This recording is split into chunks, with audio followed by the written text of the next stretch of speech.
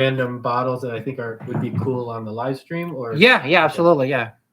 This is your live stream, my live stream. No, that's yours. It's yours. Like you can whatever you think is cool.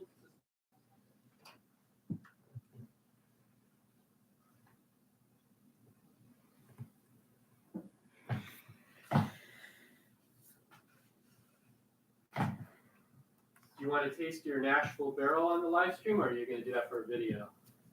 Oh, it doesn't matter. I already recorded the video. Yeah. A review. I just haven't edited it and put it up online. What's going on, guys? Sunday live stream. I'm at a special place. I'm at my buddy Alex's house. And you'll be... You already started? Hey, what's up, Tater Dom? Cheers, everyone. We're starting. We're live.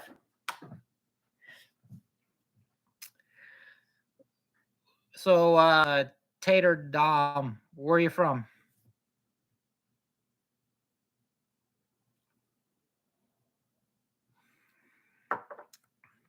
I'm in Alex's lair, and this guy has the most... Oh, SoCal. Okay. I spent 15 years in Los Angeles. I still own a duplex in Boyle Heights. And with a buddy, we own like a single family residence and like right next to the LAX airport. Like a 4-bedroom, 3-bathroom that we tried to Airbnb from like 2019. That didn't really work out that well, but we still own the house. Anyway. This is live from Alex's place. And there'll be some videos coming out about, like, we tasted a bunch of stuff already. He has a wonderful, insane collection. And it's just like a big pleasure for me to just come over there and just, oh, nice. Yeah, it's a pretty cool spot for me to come by and just taste everything that he's been collecting over the years, which is pretty dope. So Chicago has these stores called Binny's, and they're like a Total Wine, but better. What would you say? Would you say Binny's are as good as Total Wine, or what? Binny's is much cheaper than Total Wine, so Yeah. I like it better. Oh wow, you're going hard here. Bringing out fire. If we want to start with bourbon, let's do these ones first. He's bringing out stags. What stags are dropping? 23B. There's one that's too sweet for me that I'm not a big fan of. Is that the 23A? 23A. It's like 23A or B or something. A like is that. sweeter, so I say then let's do B then. Okay, he's got stags. He's got a barrel World Spirits competition. 35. Barrel number 35. Ooh, 6 years old. He's got Law's Whiskey House. Single barrel, 145 proof. 145. Oh, wait. 145 proof. I think that might be one of the most. Oh yeah, the Russell's Benny's pick, of course.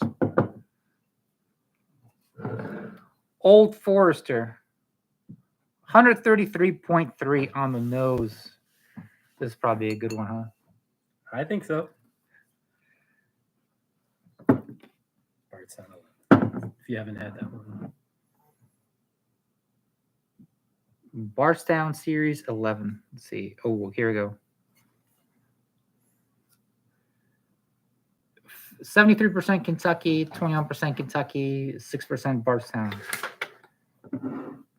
Is it Wild turkey. That's what they say, but I've also heard people say that it isn't. So it's hard. It's hard to know. TC is in the house. We got how many people? We got 2 people here. Nice. TC, where are you watching from?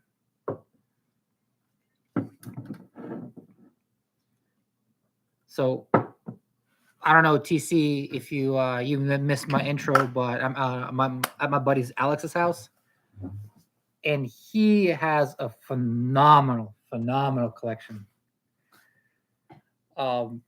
Culminating in many years of just going to Binny's.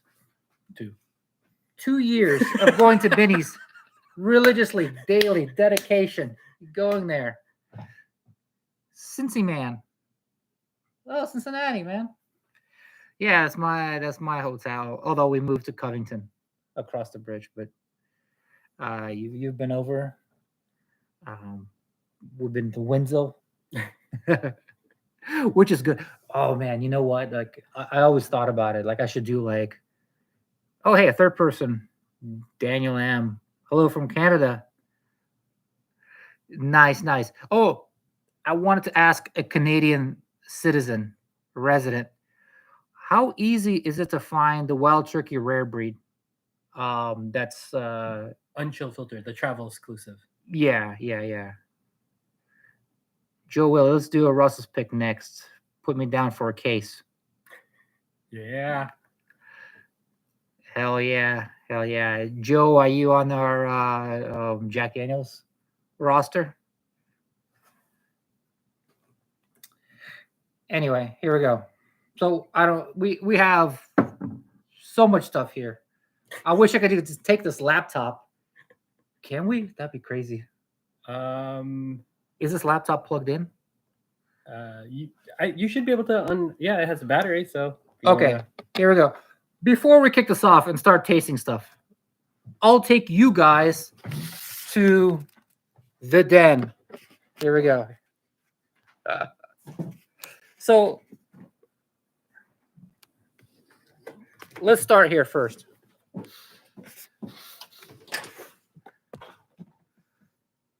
This is not as convenient as the camera, but this is just the sipping stuff. The stuff that's like, how would you call it? Like the ones I'm tasting right now. Yeah, it's just stuff that's on hand. All right, we're going further.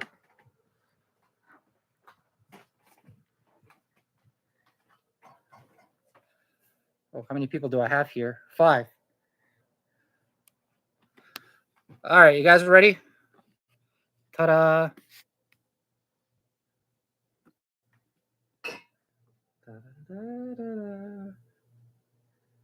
Jack Daniels Rye, Sinatra, Jack Daniels Single Malts, multiple Blantons. You have the Scotches. All the 4 roses. You have Elijah, like 7 Elijah Craig picks. Every single 4 rose mash bill. And they're all Benny's picks, and a lot of them are 130 proof. Look at this. These are the regular shelfers, which being Augusta 10 is a good one. The Pepper, Heaven Hill, Early Times. You got the Caribou Crossing. You got the regular stuff. Moving down. Finished in rye. He has a section for finished in rye. Well, wait. Not only that, this guy has 4 bottles of stuff that's finished in Weller, like rum, like a rum and tequila and rum, tequila, and a brandy, all finished in rum. Look out for the video. Yeah. We're to drink some of that, and you have the regular stuff on the floor. All right, well, that out of the way, we're going for it.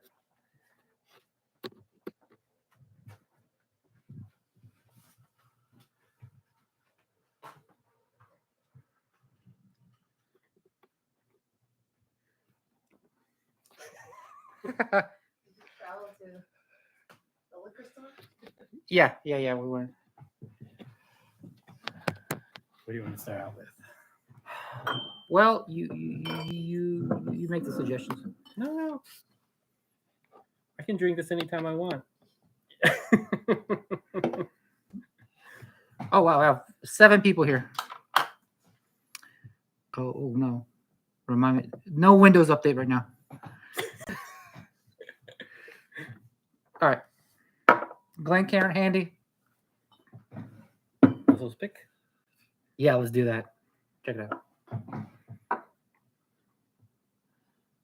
out. The famous Russell pick from Binny's. Now you would warehouse TYRB. Is that Tyrone? Mhm.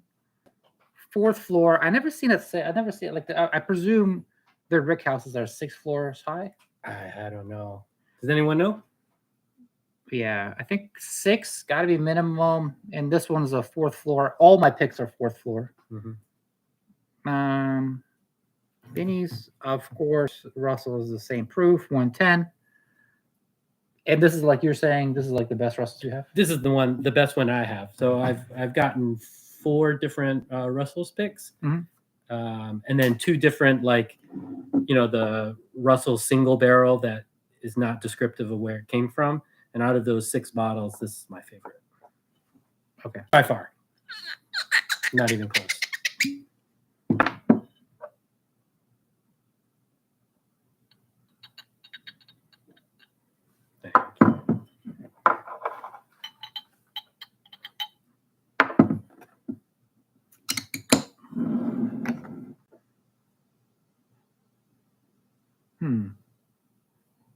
Oh wow. Okay. I feel like it's like even more sweeter than Russell's typically. Yes, I get vanilla oak for me. No fruit. Yeah. Really. You can tell this. Yeah. All right. Cheers. Cheers.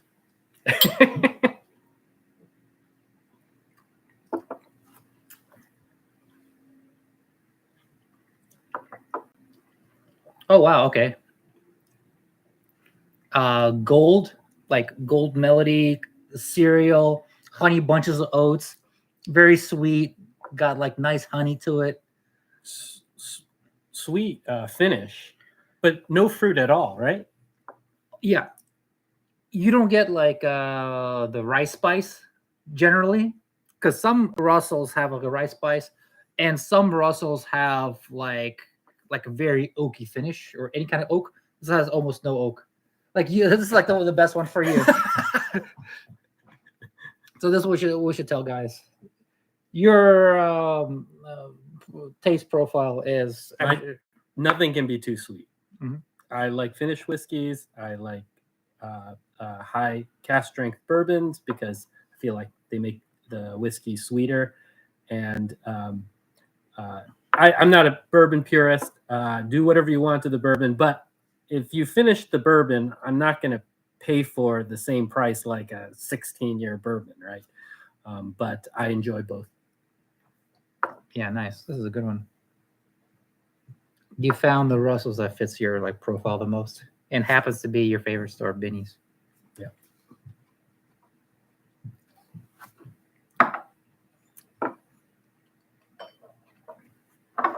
All right, moving on.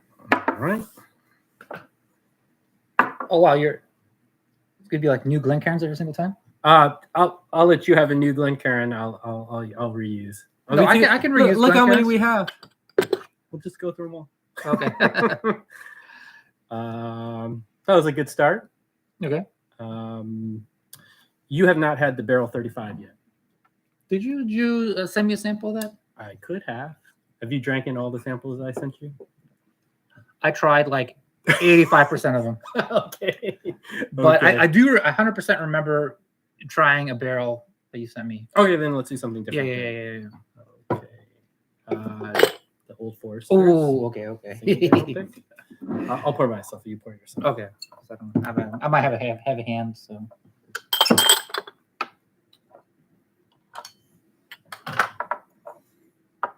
What is everyone drinking out there?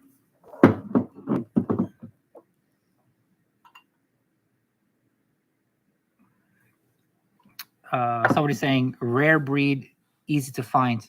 Yes. No. Who's Daniel? I mean Daniel M from Canada. Oh yeah. Well, rare breed, the regular rare breed. I'm talking about like the export kind, not the one you can buy. The in unchilled US. filter. Is it unchilled filtered? Yeah, it has like a special ribbon at the bottom, and it's Yeah. suspected to be aged more. Let's see.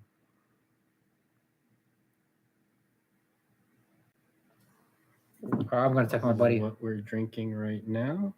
It's Binny's pick for Old Forester single barrel. When it dropped at Binny's, there were six different barrels that were offered at Binny's, and I bought three of them. I bought the highest proof one. I bought I did a Google search on what people thought the best warehouse was, and I bought that. And then I bought the third one was one of the Binny's guys actually recommended one. And of the three, the one that was the highest proof, not surprisingly, I felt was the best. Okay. Because you know my conspiracy theory about like the Gallenstein, because you remember Gallenstein, like the Old Forester that I tasted, like this version was like so incredible. And I've gotten Old Foresters, like the single barrels after that, and it was like too oaky or too whatever, you know. It was never as like stately and as amazing as like Gallenstein. Yes. Yeah. And which is crazy that I told you that like our buddy Wade, just a couple days ago went on one of these Gallenstein picks. So jealous. That's awesome. Because you know, like that's like they're getting the like I'm sure they're getting like nothing but honey barrels for their pick. You know, it's like somebody unknown. They just dump the blah. You know. Yeah. And then they pick the best from the blah barrel, but then people still think of like, you guys are blah. You don't have a good taste. Well, it's like you only got like 4 just whatever barrels to choose from. So yeah. Here we go. All right. Oh, okay. Like caramel macchiato or something.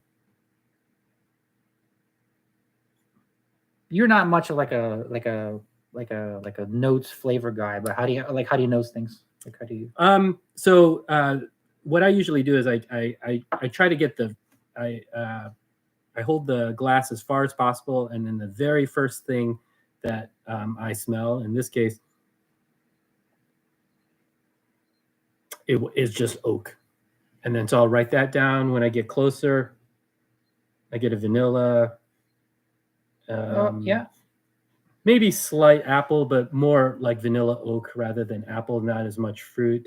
But I don't get really specific notes. It's usually fruit, berries, apple, oak, wood are usually the notes that I get off of the nose. I do get the apple, yeah. I would say, like for me, 80% of the bourbons that I taste have an apple nose for me. Oh, really? Okay. But I like this more because so I would say it's like, for me, I smell the oak, and if it smells sweet, that oak kind of turns into the vanilla note. And so in this case, it does smell sweet, and so I get a strong vanilla from it. Somebody says in the comments, got a party source pick of the Old Forester barrel proof. Y'all inspire me to open it. Yeah, nice. Meant to be enjoyed. Yeah, because everything in your collection is pretty much open. You don't have any. You stock up on like things because shelfers that are good values. Now, given your ideology of like US dollar going to poop, I can understand that. Like if you feel like inflation is going to be off the charts, yeah, then you might as well pick up your like Jack Daniel's barrel proof at like $45 because that's a good value, right? I think the only like multiple bottles that I've bought is like, say, Early Times Bottle and Bond for $26. To me is like unbeatable. I mean, I've heard that it's even cheaper in other places, but in 5 years, will you ever see an Early Times Bottle and Bond at that price with the inflation rate? No, never. So I have like a case of that. I have a case of Buffalo Trace, which I've been getting around the $25-$26 bottle level, and then I have a case of like the Heaven Hill Bottle and Bond because it was like $36. I think that's a great deal, and then the Jack Daniel's Barrel Proof, and then after our barrel pick, I'll have 2 cases of our barrel pick rye. Oh yeah, you went in hard, man. Like, I respect you so much that you had like trust and commitment into our project that you're just like, you know what? I'm just gonna like whatever goal you're short of, I'm gonna buy those anyway, And then you got like deeply rewarded because when we actually went there, good. The pick is so good. It was so good, man. I didn't have to trust you that much because I've never had a bad Jack Daniel's Barrel Proof Rye, and honestly, I probably would have stockpiled that if I could have gotten it at a decent price.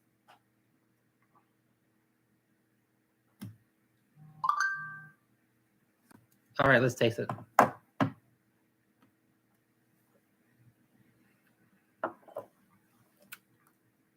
Ooh. Yeah. Higher proof than the Russell. It's like I feel like it's in the same kind of vein as the Russell, but then cherry, caramel.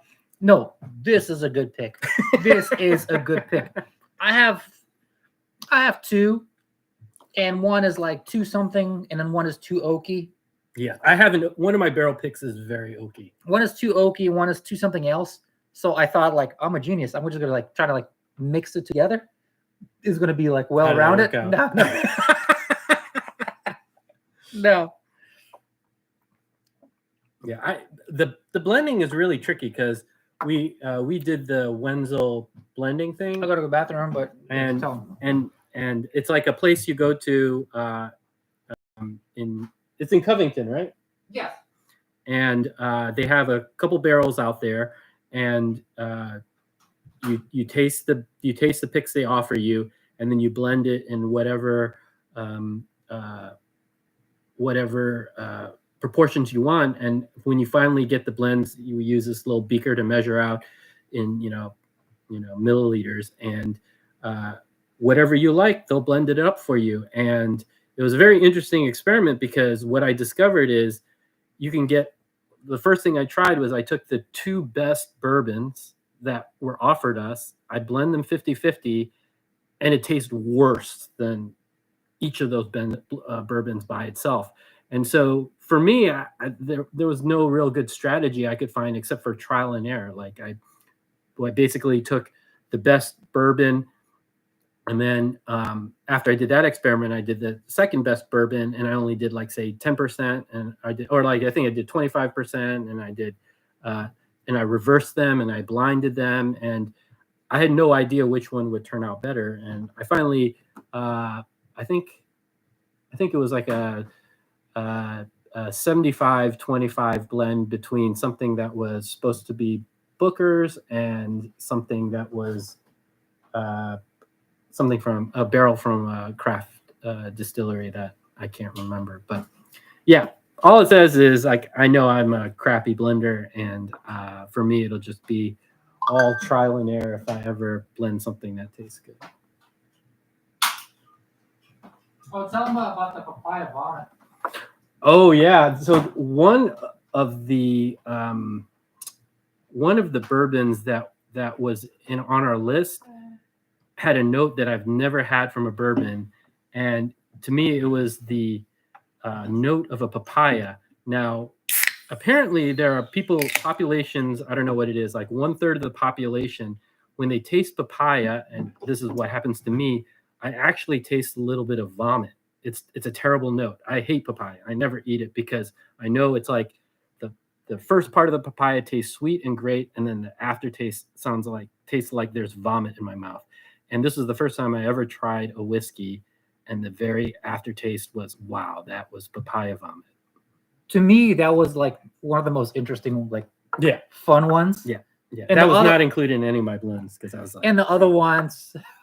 Well, okay, you're a good sport though. You know what I mean? Because the host, he said, maybe if you hate one, you can blend it, and you actually like the sum of the parts are better than whatever, right?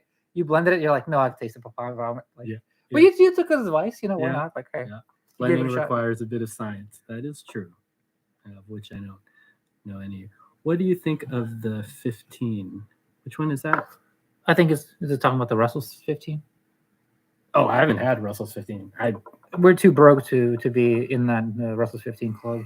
Yeah, well, so- this person MSRP only, and I do a lot of like window shopping per se, but I hardly ever like pull the trigger on bourbons because like Yeah. So my theory is, I understand. I'm sure the Russell 15 and Pappy's and all these unicorn bottles are phenomenal, and one day I aspire to get a bottle or try them. But the way I see it is, right now on the market, we're living in like the golden age of bourbon, where there's so many different finishes, there's so many different products on the market, and a lot of them are fantastic. So I'm willing to, keep to that $100 max level. I do go over a little bit over on some of them that I know I will like, but the way I see it is like, I do think bourbon prices will go down, and they're I can already like see them going down. Exactly. I know. We'll They're deflating a little bit. Yeah. Will George T. Stagg ever go down? Maybe not, but my feeling is I'm biding my time, enjoying the bourbon that are on the market and that are, because like prices should be going down, but you're fighting this like inflation that's like keeping things up, elevated or even higher. So yeah. Now that being said, I would say that 60% of my purchases have come from Binny's, and just in the last couple months, I think I've gotten on their radar. So who knows? Maybe I get an allocation this fall. Oh, okay. So you might have a manager holding something for you. Maybe if I spent enough money. Who knows? You don't have to spend. I think it's all like a personal game, to where like if you just be friendly to somebody and they can kind of just, because like they have a certain amount of favors to give out, right? Yeah. And they just like a human being, like any human being, just like, oh, who I know that I'm cool with, and just whatever. Or who I like that I want to please. That just remember you. I agree with you, but at the same time, I'm terrible at schmoozing. I can't schmooze to save my life. So I hope it's just based on how much I spend at Binny's, because otherwise I'm not going to get any application. I think that's the same way at Total Wine, right? I don't know. I don't know. I don't know much about Total Wine, because I know you have an app and you have like certain one in points. Chicago. Yeah. Oh, there isn't that one? Yeah, is there a Total Wine in Chicago? I don't think so. Yeah. All right. What should we go next? I think if you haven't had the Bardstown 11, we should try that one, because I thought it was great. Okay. I can keep reusing the same one. No. I can reuse a glass because I've already had all of these bourbons and I know what they're supposed to taste like. But in the name of science, you should have a fresh glass. Okay. In the name of science. Oh wow, $134. Wow. This is a serious thing here.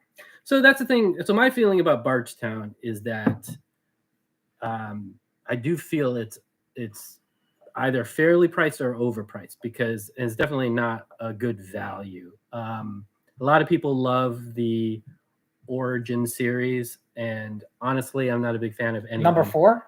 No. The Origin series is their like own distillate of rye, their own distillate. Discovery's number. Okay, Discovery. Not the Discovery. Okay. And I like what they're doing, and I think their bottle and bonds are great, but they're just, to me, taste young and not sweet. And like I said, I just like sweet whiskey. So I'm not necessarily a big fan of the Origin series. Their Discovery series I do like. This is like source whiskey, and I generally won't spend, like I was saying to you earlier, that my rule is I'm not going to spend more than $100 on a bottle unless it has a reasonable chance of being the next best thing I've ever tasted. It doesn't have to be the best thing, but it just has to have a reasonable chance. to be the That's best. a very and I common sense type right, of thing. Yeah. right. So sometimes if I'm angsting over the bottle, I'm like, am I spending this money because of the name, or because do I really think it could be what the best bottle I've ever tasted? And if I can't say that, then I usually don't. I won't spend more than $100 on it. And in this case, it's like there's so many Bardstown releases, and it's hard to tell which one's better. But I've been reading a lot of reviews, and everyone loves the number 11. And so in this case, I felt like there was a reasonable chance that that it was the next best thing, and it wasn't the next best thing, but it was a fantastic whiskey. And would I buy another bottle at $135? I think when it comes out at Binny's, it'll be $130. I don't know. I think it's like perfectly valued. You're not getting a good deal, but I don't think they're underselling it. And we were at Bardstown together, and we tried what's that, Amaretto? No, Amrut. Yeah, Amrut. Yeah, Amrut. Yeah. I never put out that video, but the Amrut was funky and licorice and interesting. Yeah. And you wouldn't buy it, right? I think the Amrut's 160, so I would not buy No, it. it's 130. Is it? It was at the distillery, because the distillery always has to go the Right. highest price or whatever. Okay, but you could probably get it on 30. Yeah, like at Binny's, yeah, it was like Probably for me, no, but I thought it was interesting. So Sean M said that's a decent price on that, though MSRP was $150. Yes, Disco 11 is fire and is sweet. So, music agrees with me. okay.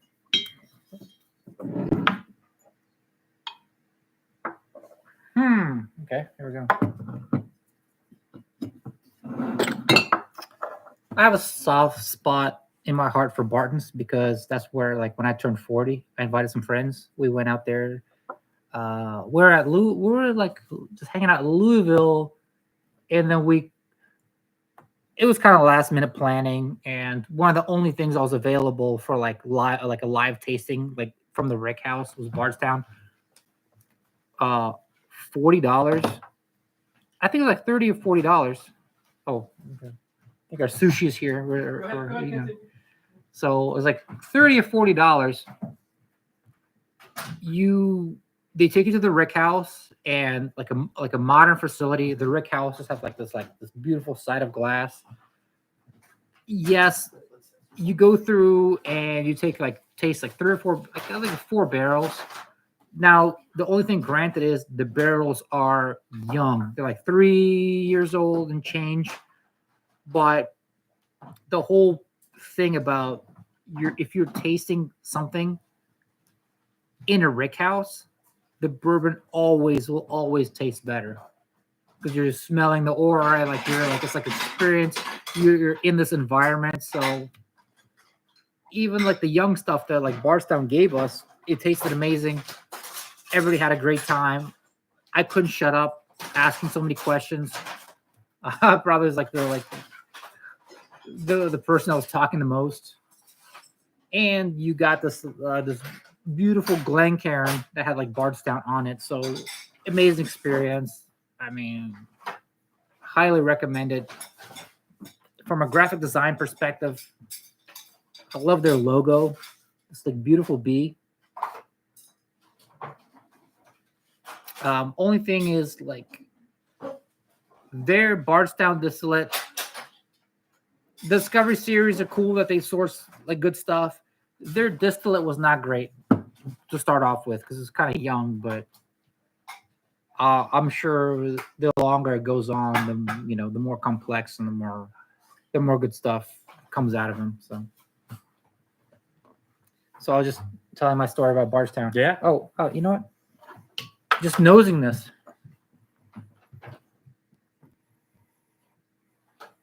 Yeah, some kind of berries.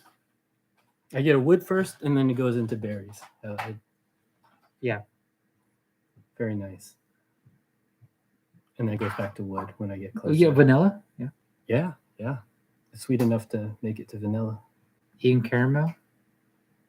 Unfortunately, I've never gotten caramel from bourbon. I know Ever? that's the number one note that everybody gets. Oh, but shit! There's a like more unique thing than caramel. I think I've eaten too much caramel in my life to actually get that nose from a bourbon. Oh, really? I'm a big sweet tooth. Okay, here we go.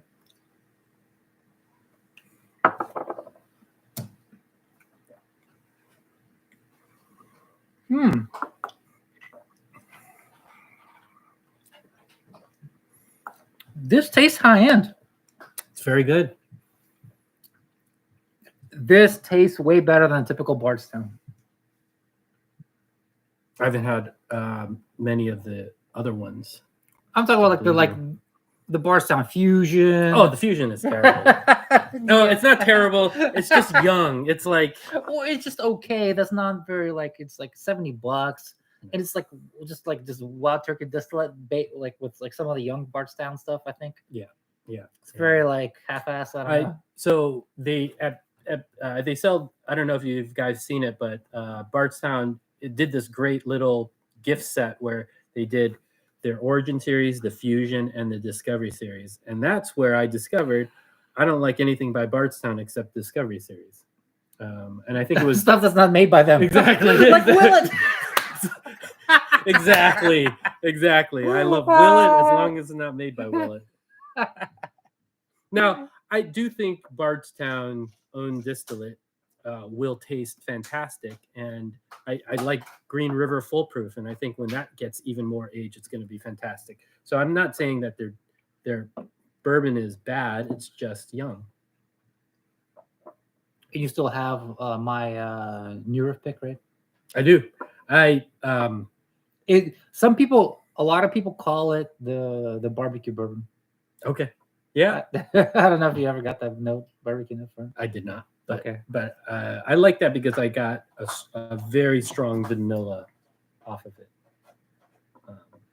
You want to drink it again? I can bring it out. Well, okay. Let's ask the chat.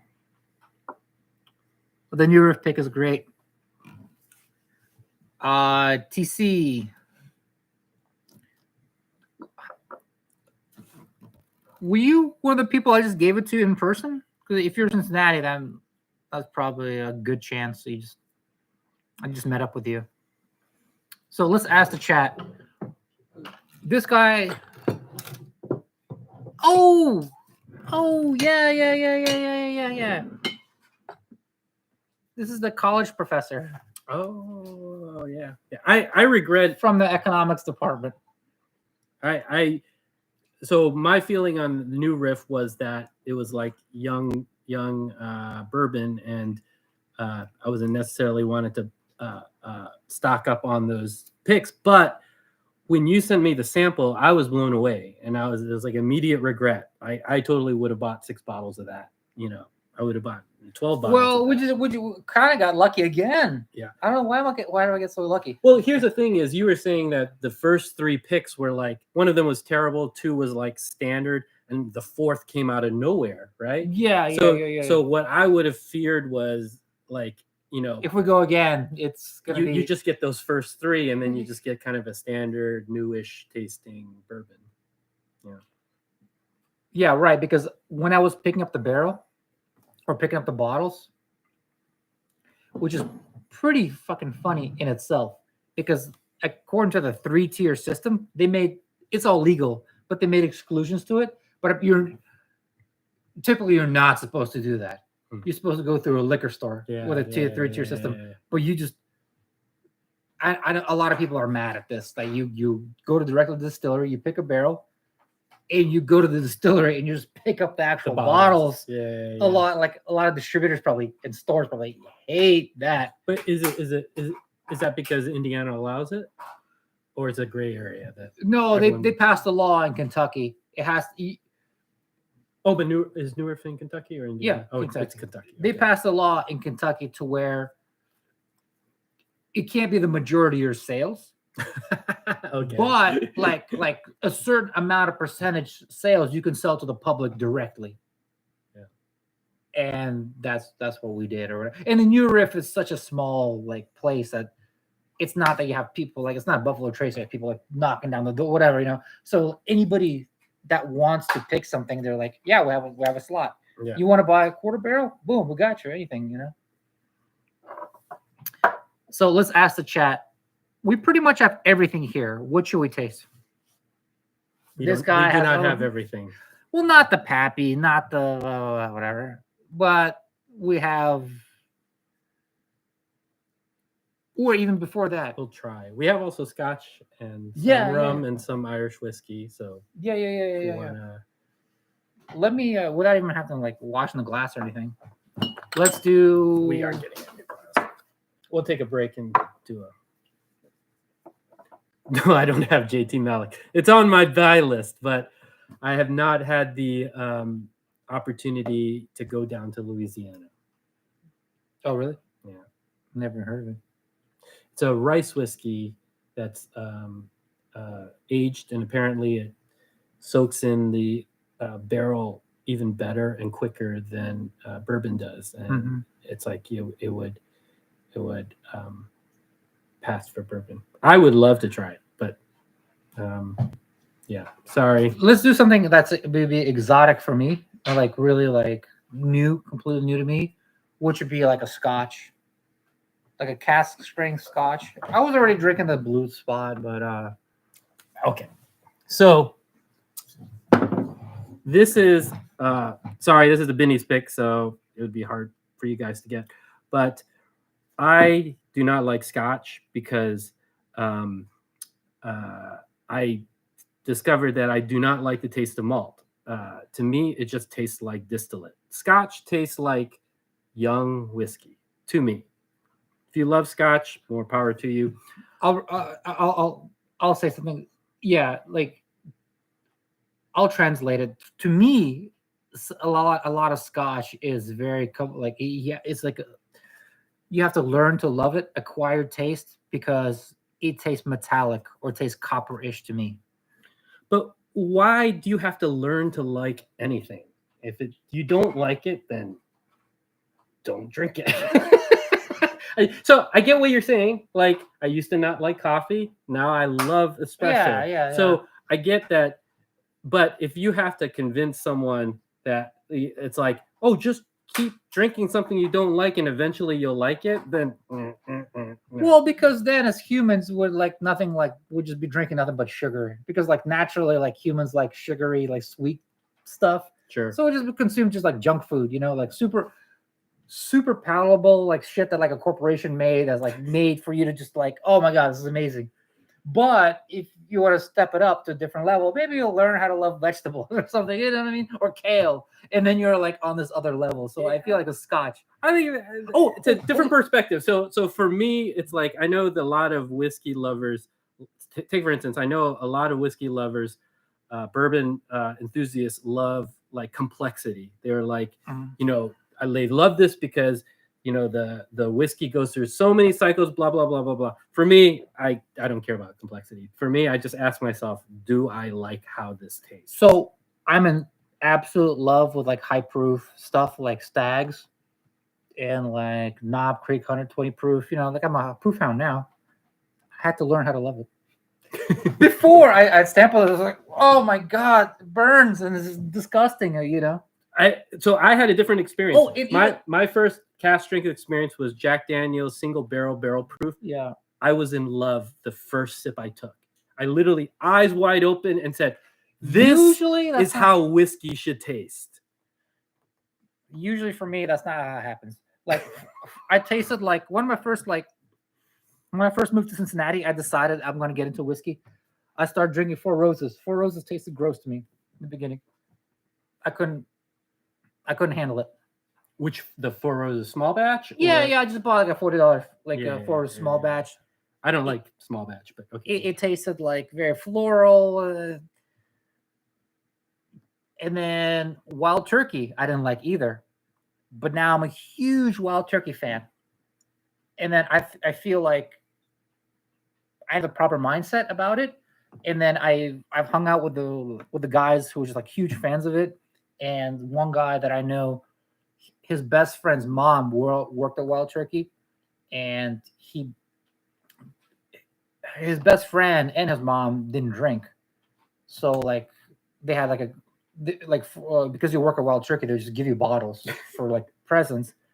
And when she retired, she had like tons of bottles, and he bought like everything for like 15K, and she had like insane bottles, whatever, you know. So he bought her whole collection. Yeah. And then you come over to his house or whatever, you know, like, oh, I'll pour you something, and then he would explain it, and then after that, you'd explain the turkey funk to you, or if somebody introduces you the right way and you start drinking it, you're like, oh, okay, all right, now I get it. Now now I want it. Now I love it. You know. Yeah. The same thing. You know. So going back to Scotch, and I did see the comment about Yamazaki 12 or Hakushi 12. I do not have those. Like I said, I have that $100 rule, and so I asked myself the question: is there even a chance that Yamazaki 12 is the best thing I've ever had? And that would be a resounding no. But I eventually try to get around to it. Would it be better than Hibiki? I don't know. I haven't tried it, but Hibiki's on $100, so I do have Hibiki. I do have a couple Asian whiskeys, so if you want to do a couple Asian whiskeys after this, we can try it. I will tell you what I've found is my favorite Asian whiskey, and you'll see a theme with the Scotch I'm about to tell you about. So this Scotch, number one, is cask strength. So right off the bat, this is 120 proof. I have found that cask strength Scotch starts to come into my wheelhouse. Like, I just don't like these watered down whiskeys at 80 proof. Now, like I said before, is whenever I get the taste of malt, to me, that just tastes like young distillate to me. And so after doing, watching a lot of YouTube videos and reading up, my first Scotch that I really liked was the Compass Box Hedonism, which was not Scotch malt whiskey, but Scotch grain whiskey. This is the same barley distillate, but goes through a column still instead of a pot still. Now, all the bourbon goes through column still. This is what we're used to in bourbon. When it goes through a pot still, you get this huge malt note that, to me, tastes like young distillate. And so what we have here now, what we're going to try, is the North British 13-year Scotch grain Scotch whiskey. Skip the ads. There's like a banner like ads will run for viewers. Skip. Yeah. So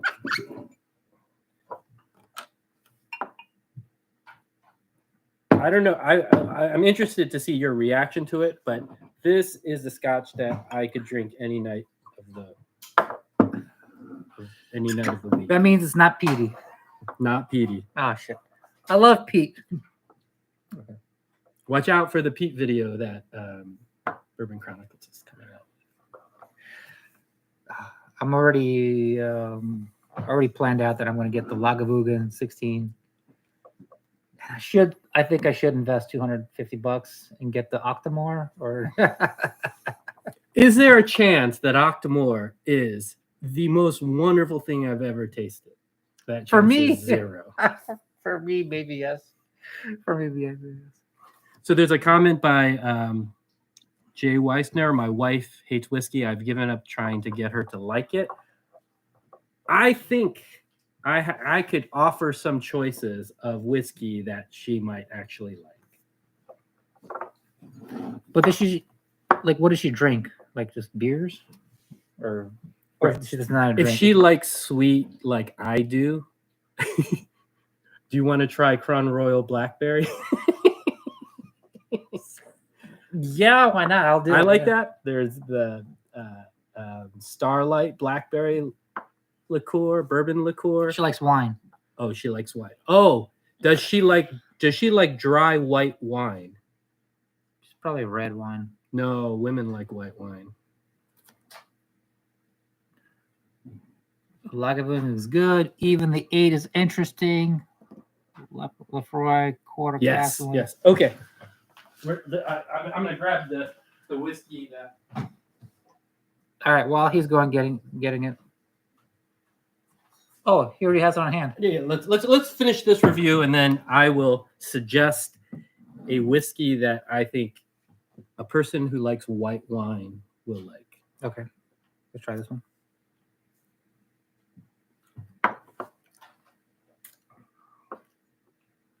Oh, Is that not the best Scotch you've ever had? okay. It's not. Doesn't taste like a Scotch. No malt. You wouldn't even call it a Scotch, right? Because it's a column still. It's a grain whiskey. It might not even be barley. It's just like probably a mix of wheat, corn, whatever grain that they had on hand that's cheapest at the time. So yes, it's not Scotch because it's not barley, but aged 13 years in a bourbon barrel. You get a vanilla. It's very bright. It's very sweet. And at 120 proof, you get the nice spice and sweet finish. Whew. It's not a Scotch. Oh, it is. If out a lineup, just like random, like blind, I don't even know if I would even label it as a Scotch. I was like, like a cognac or something, I don't know, or something other than Scotch. Yes, but legally, it is a Scotch because under. Oh wait. If you, she said show the label. You do it. I know it's getting kind of blown out here.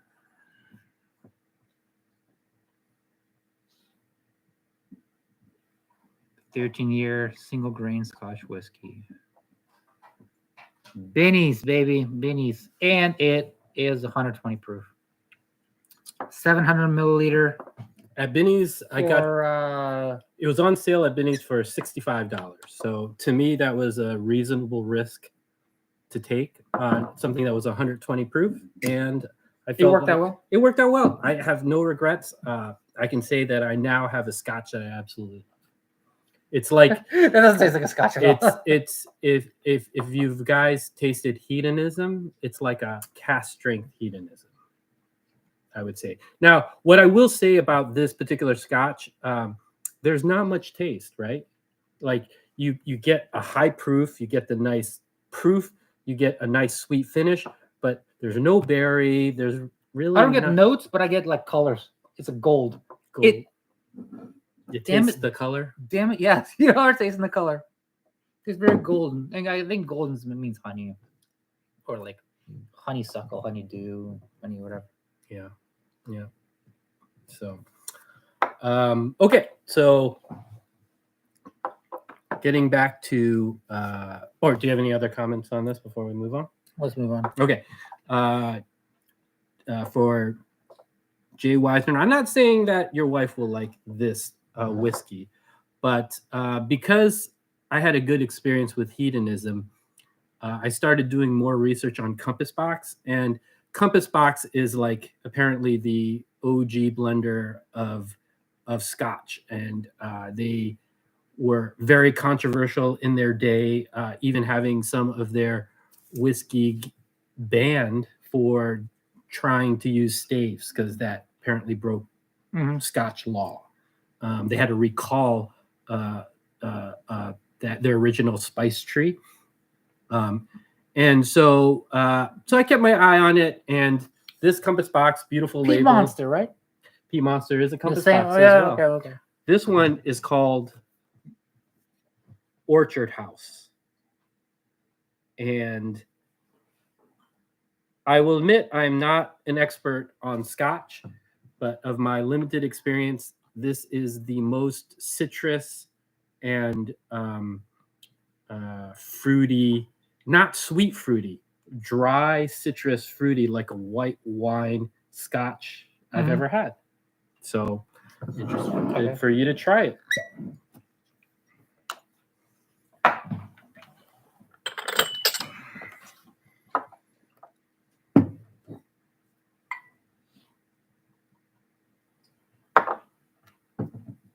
Oh, okay.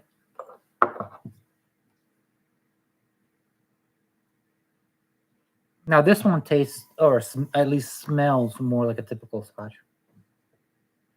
I don't get any malt. Do you? I get the classic like Scotch nose. Okay. Say, fun live, fellas. Have a good rest of it. We'll have to try it. All right, let's get into it.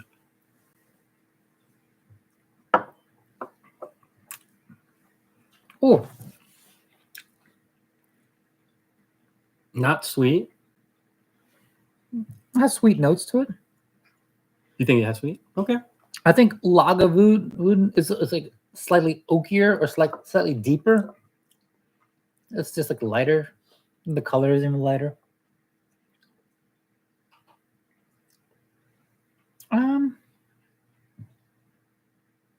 I think it's decent. This isn't the sweetest whiskey, so it's not my favorite. But I will say that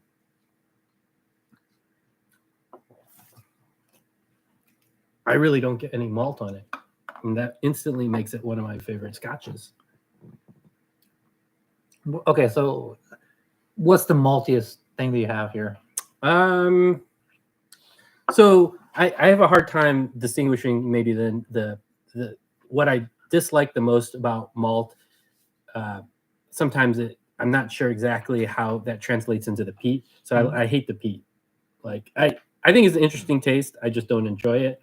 But I have a couple bottles that I like to taste from time to time. It's more like, do I really hate this? Oh yeah, I really hate it. Ooh, it's one of those like experiences where you have a bad smell. Ooh, let me smell it again.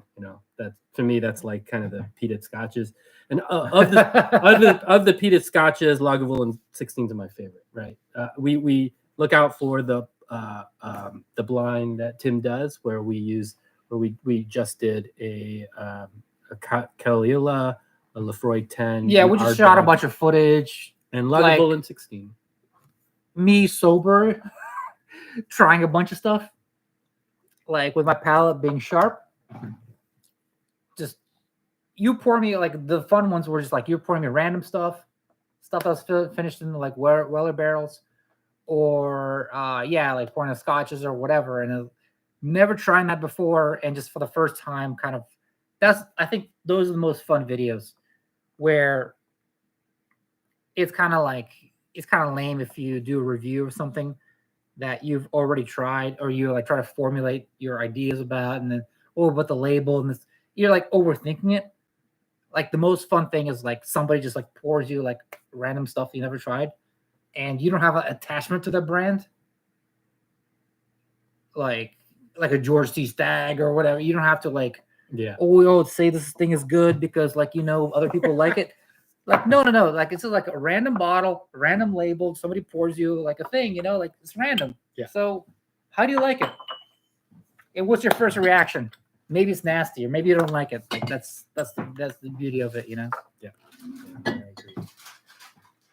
I think so. This is one of my most recent bottles that I just got, and like I said, I really like finished whiskey. This is Found North Helldiver. Go to the bathroom real quick. Aged 15 year. This one, I want to say it was like $150, $160, and it was at MSRP. So, and I thought to myself, could this be the best thing I've ever tasted? And what I read was it's a 15-year corn whiskey, a 22-year corn whiskey, a 23-year corn whiskey, an 18-year rye, and a 19-year rye. That sounds great. And finished in sherry, cognac, and bourbon barrels at 119 proof.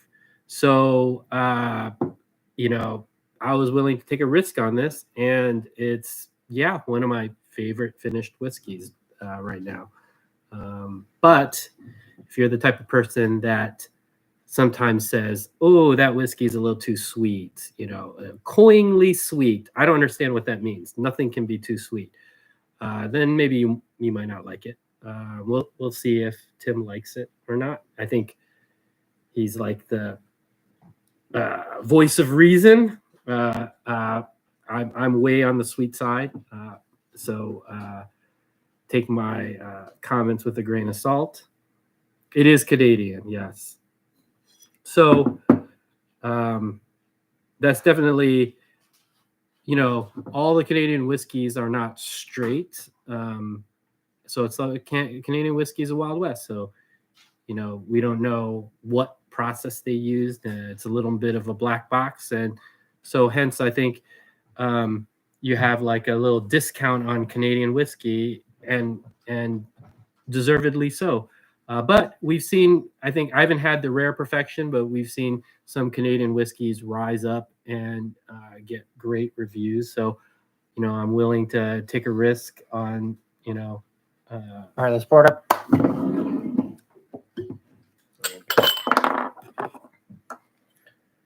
15 to 22 year corn whiskey with rye whiskey, both Canadian and finished in sherry and cognac.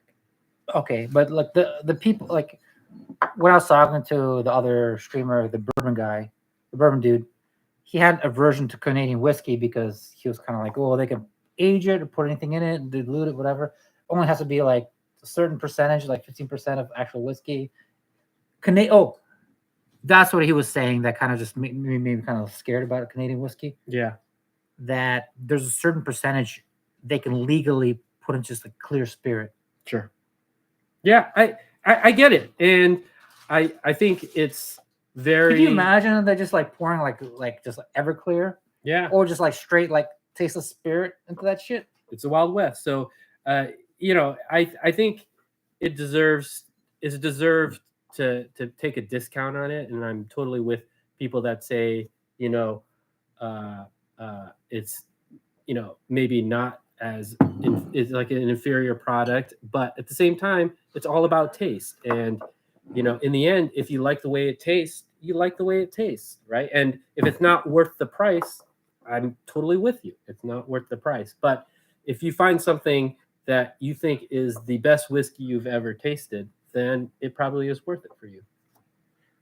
Yeah, but I also like the challenge of making something that's like you don't add flavor to it. You know what I mean?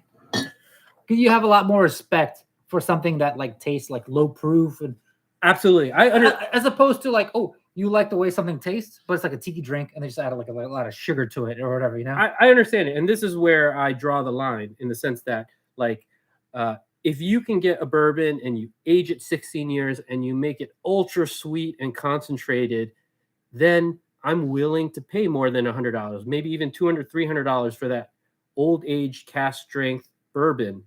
Now, if you can get to not the same taste, but a different taste that is just as sweet, I'm okay trying with it, but I'm not going to pay $300 for it, right?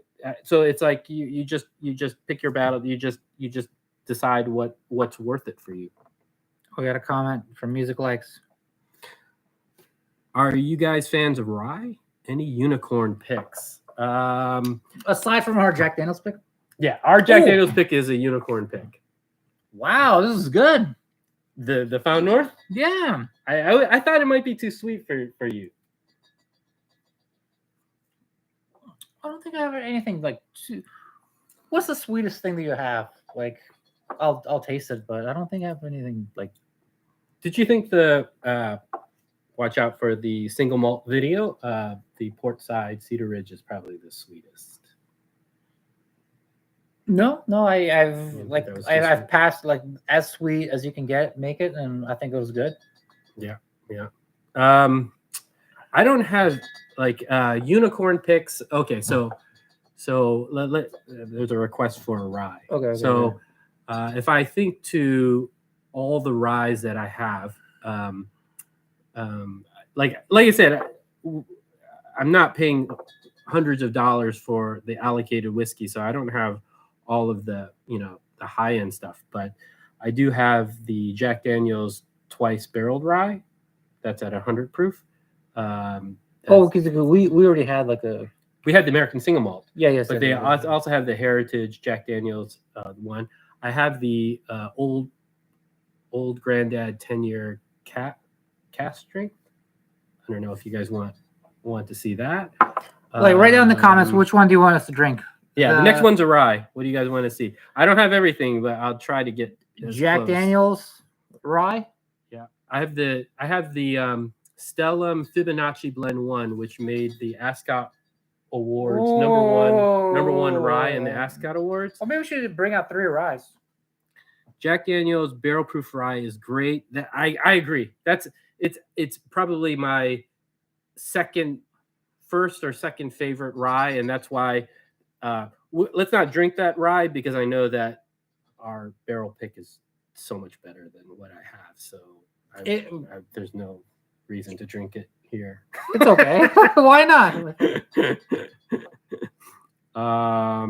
Music likes. Are you on our barrel pick? If not, send me an email. I might have some extra bottles because the Jack Daniel's rye that we picked was so phenomenal. Oh, okay. So now I misspoke. I'm sorry. I'm starting to get tipsy. I don't have much of a threat. Anyways, but not the old granddad, but old Everhold cast strength 10-year. You want to try that next? Yeah. Okay. So he'll email me. All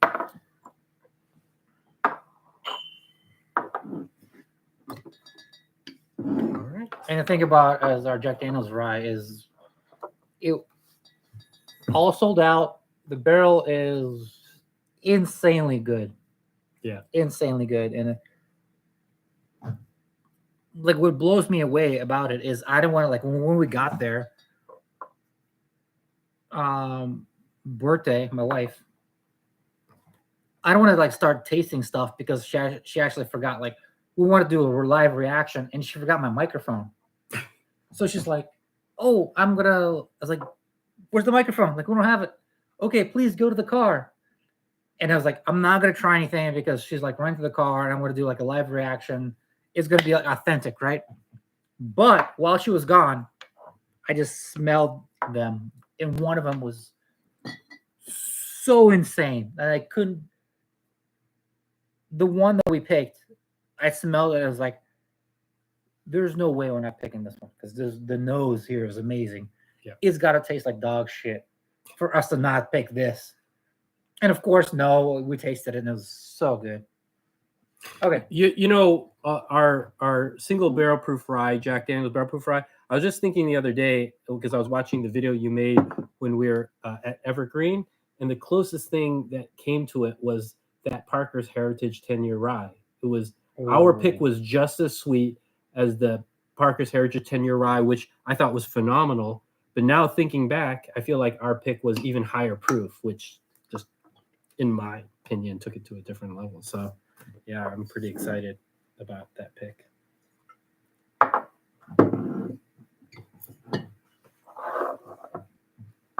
Okay, this is Old Overholt. Yep.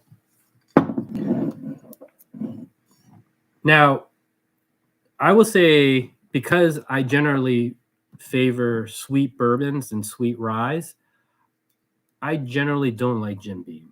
Now, I have found that for me, Jim Beam, once you get above the 110 proof, starts to get very interesting. At the 90, 100 proof level, it's just bitter. People say oaky and nutty. Have you had peanuts? Peanuts is another note I've never gotten from any whiskeys. Everyone always talks about peanuts. Really? And every bourbon, your palate is like alien. Every bourbon that people say they taste peanuts, to me just tastes bitter. So I'm just already conditioned when I hear people say, "Oh, that's like peanut butter flavored." To me, I'm like, "Oh, Jesus, that's just a bitter bourbon." But that's just me. But wait, you love the Jack Daniel's, the gold one, the barrel proof. Yeah, I don't get peanuts from that. Oh my god, that's like so peanut forward. All right, let's try the over.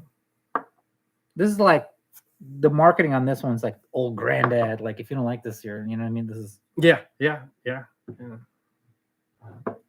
right. Here we go.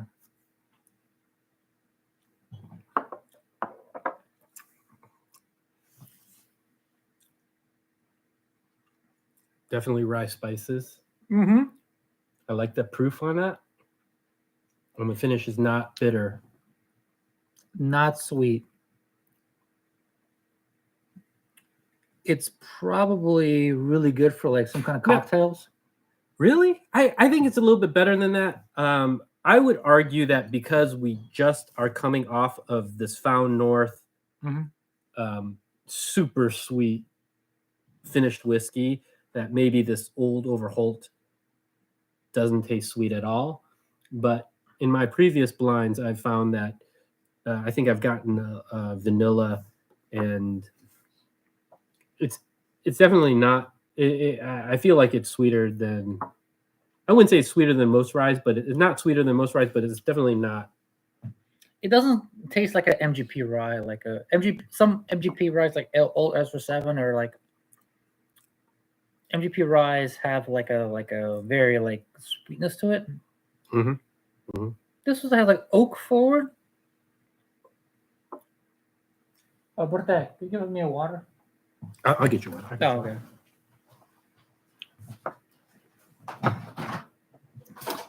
So yeah, this one it tastes vintagey. Oh, the proof, yeah. Oh, but here's the thing. So ryes tend to age faster. So a rye, like a 10-year rye, it's pretty aged. Yeah. Oh, and there's an ad scheduled. Like no ads here.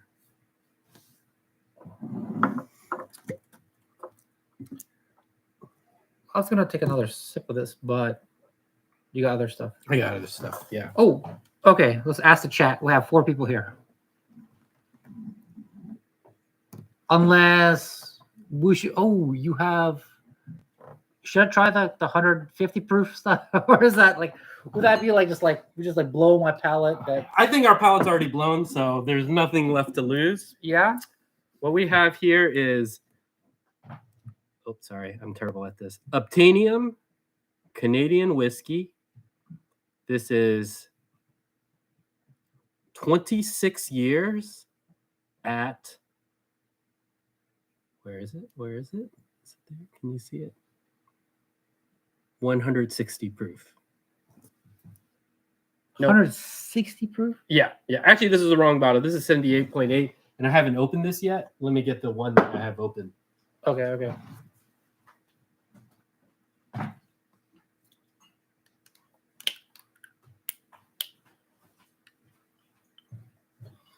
Now this is Canadian whiskey. There you go, 80%, 160 proof. This is. I did some research, Google searches, like no confirmation whatsoever, but people probably think it's corn whiskey from Palliser. So it's Canadian, American, Canadian light with. It's a light whiskey basically. Oh. Canadian light whiskey at.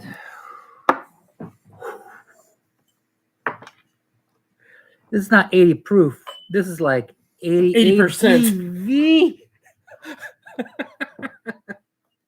This is like 160 proof. Woo.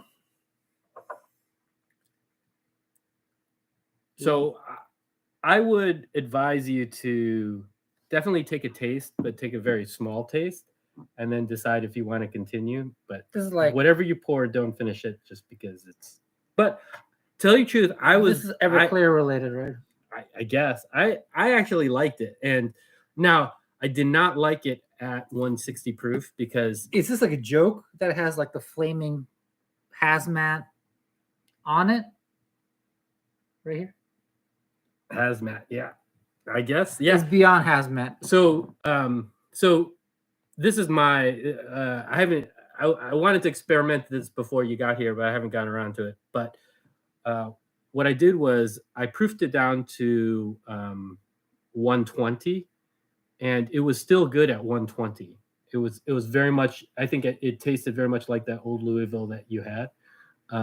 So my plan is to blend it with, proof it down with some sherry, proof it down with some port, proof it down with different things, and see, what that results in.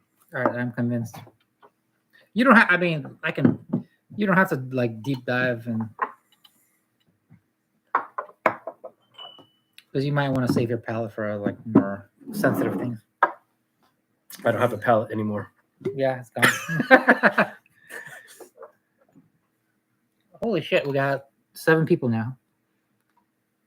There's been a spike in viewership. People want to see the 160 proof. If I put it like a match or a lighter, just like pure flame, right? You want to try it? I don't want to like burn your table here, man. It's not gonna burn. Well, first you taste it, and then we'll burn the rest of it. Okay. Let's see. Oh, okay.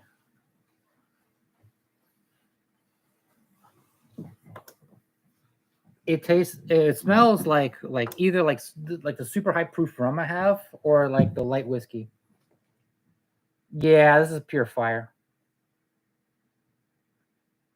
It smells like high proof rum, basically. Period. End of story. Okay. I like Now, I would argue that it will taste better than the high proof rum you've had, but that's just my opinion. So I'm curious to see what you're.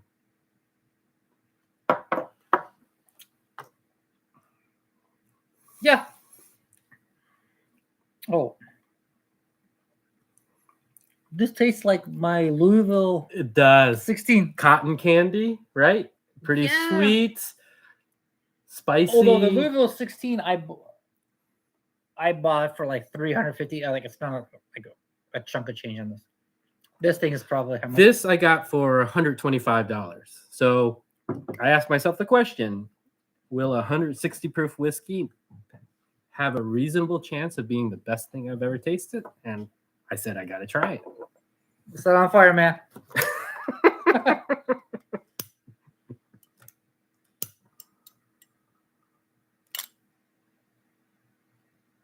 It's fake. It's No. water. It's like I think Invisible blue flame. it is. No, I think it went out. All right. Don't drink it though. There could be flames.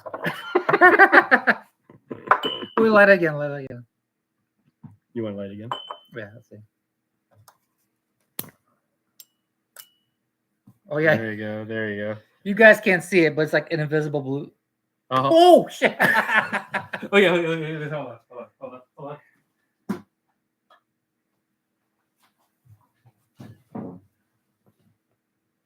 Is it lit?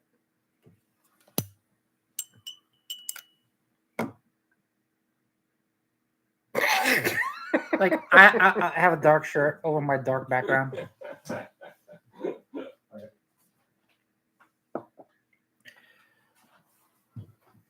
Okay, all right. Put it out. Yeah. It's not. I touched it. It's not fire anymore.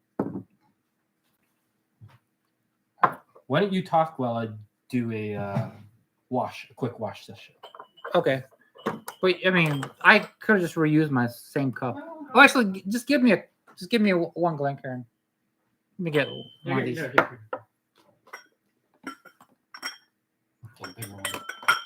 Oh shit. It's 9 p.m. We're getting a big cup.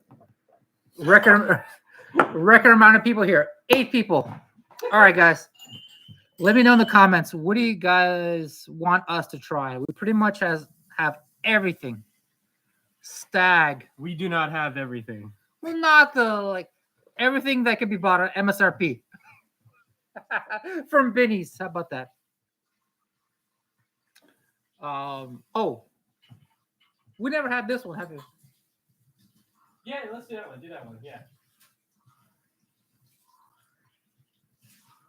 Law's Four Whiskey grain, House, 4-grain bourbon, straight bourbon.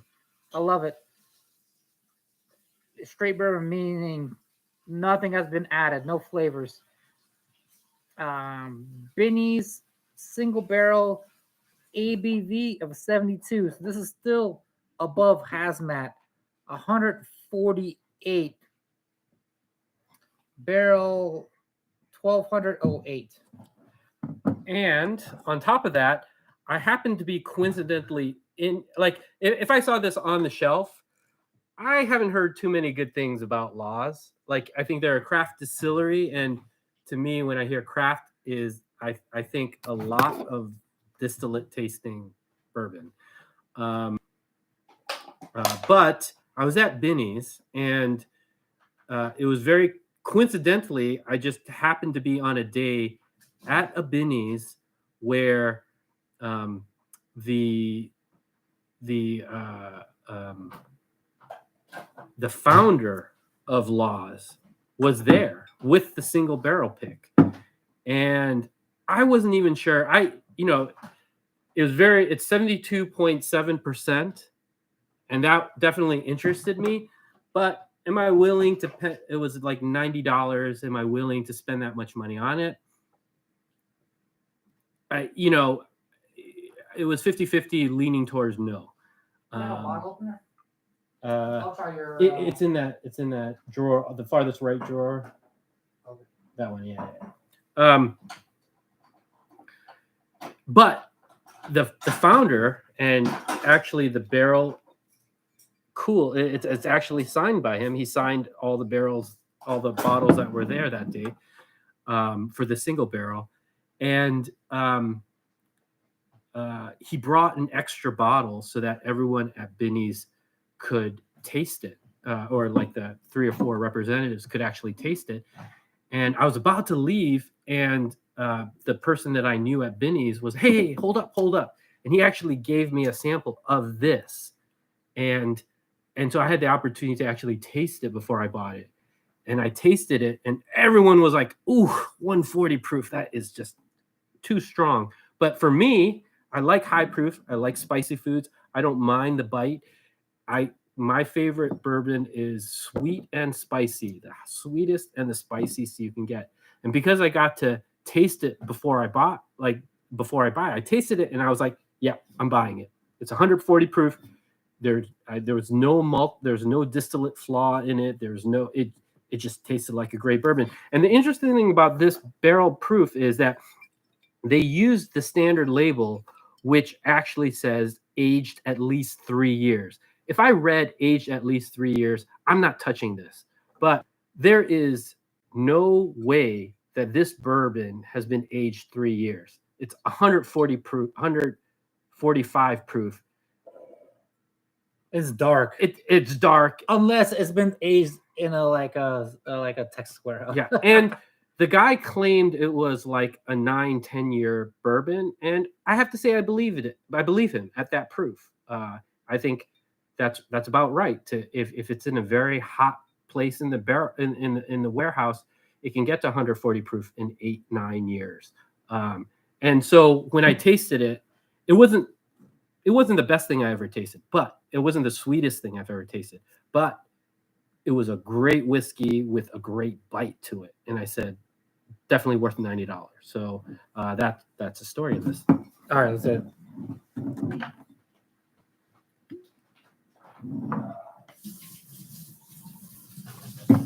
We upgraded to huge Glencairns now.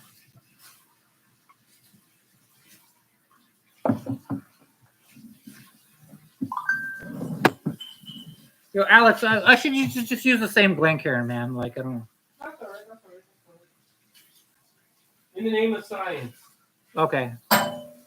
Alex insists that every single pour I do is a brand new Glencairn, which is whatever. If my palate was like a Ferrari, I get it. but my palate is like, we're drinking 160 proof stuff. All right. So,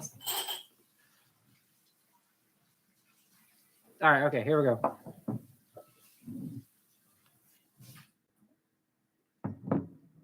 Here goes the laws. Oh, okay. Very deep.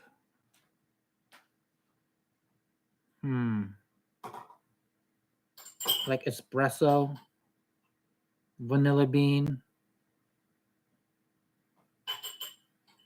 Some kind of like nutmeg and cloves. Maybe like dark cocoa. Here. Cheers.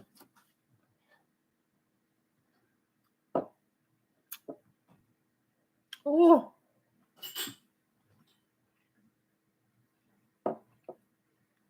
Wow. This is the first one. Like we tasted like a ton of stuff tonight. This is the first one that we tasted that's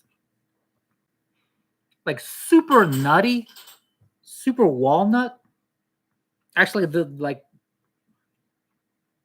finish, it becomes like more walnutty or more just like, I think some kind of like a pistachio. Just very like walnutty and like nutty all around. So the actual taste is nutty, but nose is dark cocoa chocolate. Very spicy though, right? That 140 proof really shows up. Yeah. See. What's the MSRP? Which do you prefer, Laws or which one was that? That's a good question. So for me personally, you should give your opinion as well. For me, Which one was? Oh, this one. yeah, this is the opinion. So if you like light whiskey, and I do like, I like light. They're completely different. Yes. However, just because something is high proof doesn't mean it's related. Exactly. Yeah. However, for people that always argue, oh, you can't compare them because it's apples to oranges, I tell those people that I like oranges better than apples. I can tell you that. So I would say that like the Laws is like, for me personally, I feel now what I wanted to warn people or say is I wouldn't necessarily go out and buy all the Laws product, because from what I've read, and I have not experienced this, but it is a craft distillery. So I feel like their other products can be young, right? Okay. But this product is not young. This single barrel is not young. And for me, my experience of the Laws is it's closer to an Elijah Craig barrel proof for me. Put a gun to my head, probably Laws, because this one is hella sweet. Yeah. And after the first, like, things were like that are like extremely sweet.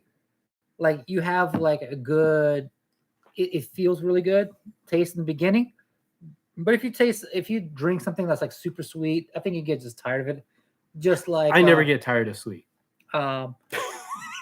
Angel's Envy casks, or I love Angel's Envy cask string. Angel Envy cask rye or whatever. I love Angel Envy cask rye. So this is what I would say is that I feel I really enjoy this Laws at 145 proof. It did burn the my palate.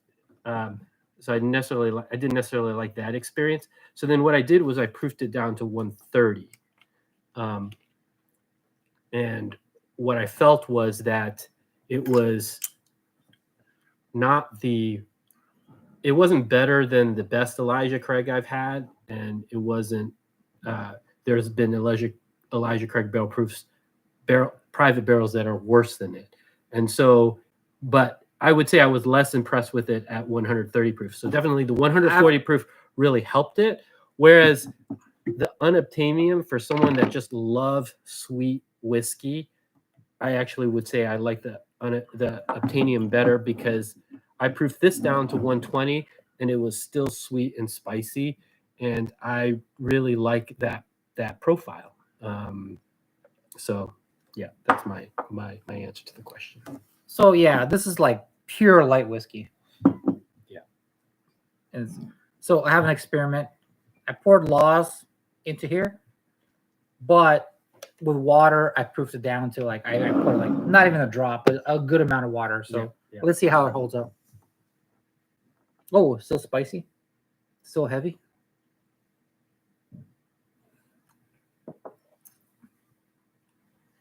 Oh, so Laws with water, bitterness lost. Yeah. It lost any kind of possible sweetness because I've just like the alcohol gave it some like a little. I that's exactly my thing. So it's like this is a whiskey that the experience was dramatically improved by its proof, and once proofed down. Whereas I feel like the Obtainium, even when I proofed it down, Oh, that's gonna be sweet no matter what. You can put like 2 drops of that stuff into water. That's gonna be sweet. yeah. This stuff is bitter to the end, which is not a bad thing. I mean, Not a bad thing. Yeah. if you're a man, if you have like testosterone hairs on your chest, you might like this. If you like Jim Beam.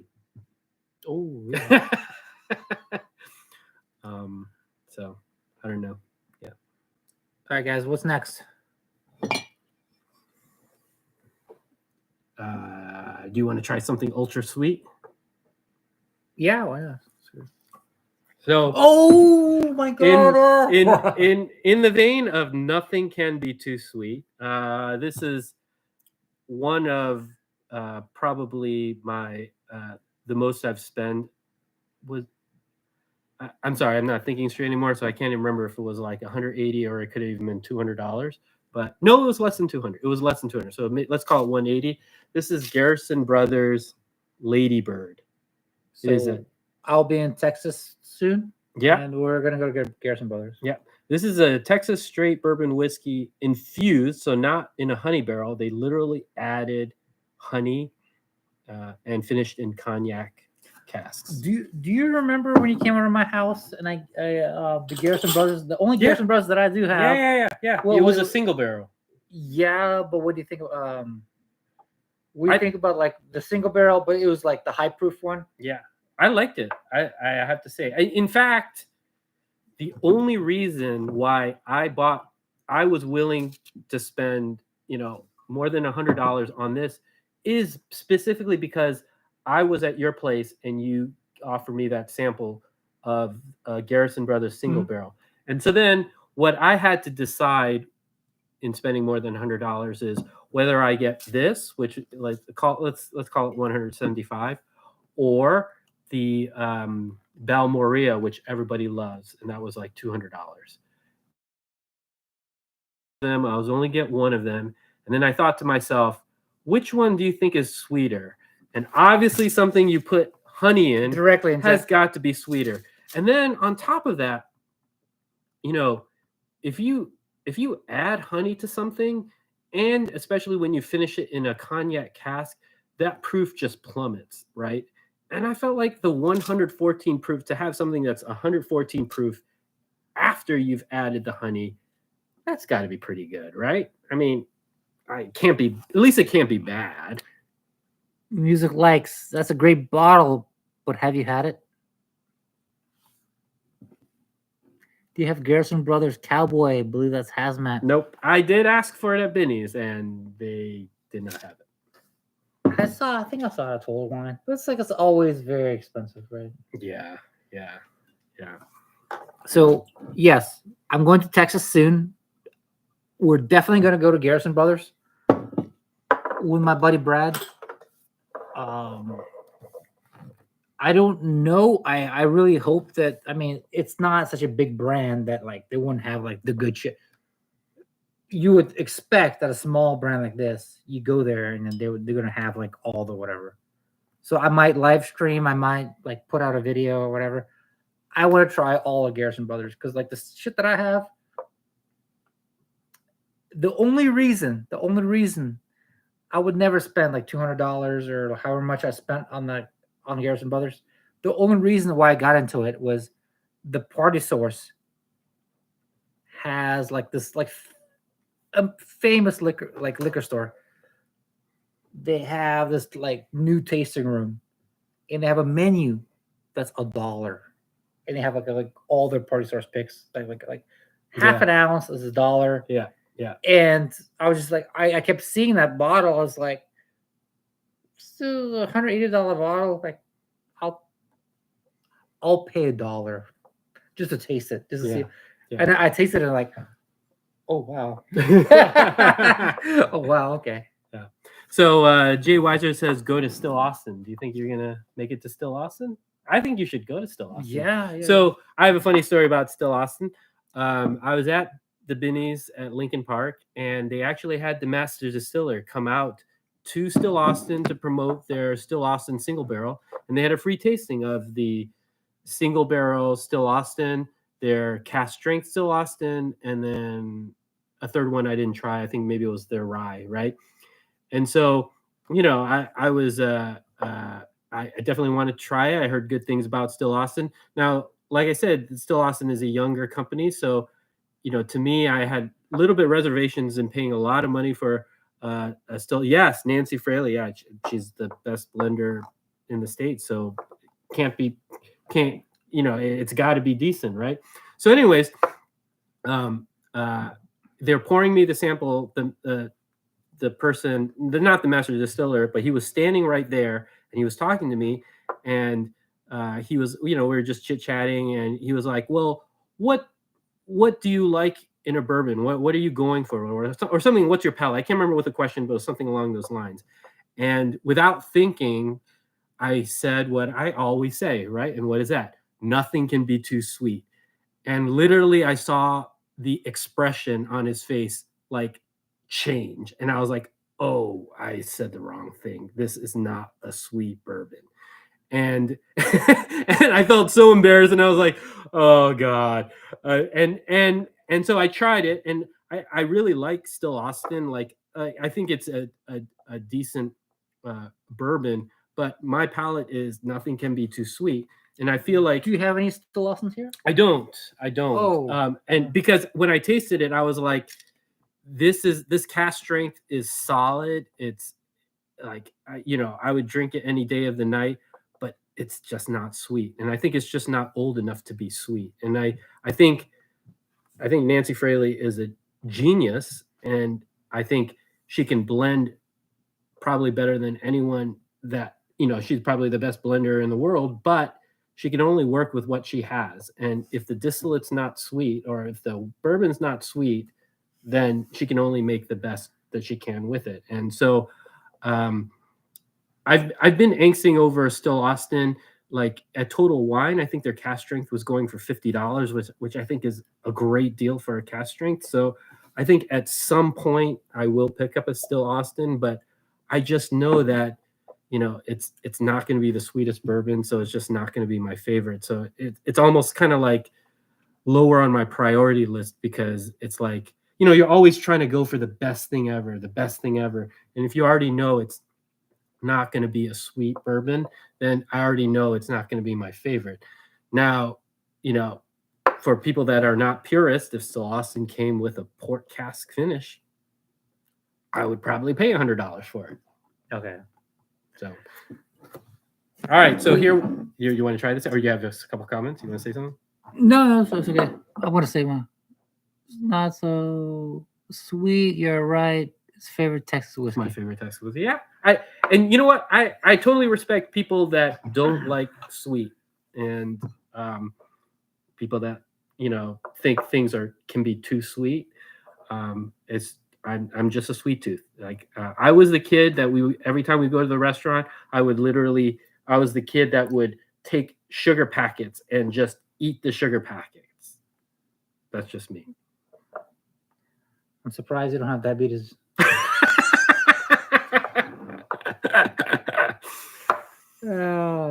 So, all right, Ladybird. There we go. We want to see if this is too sweet for Tim. I never experienced it.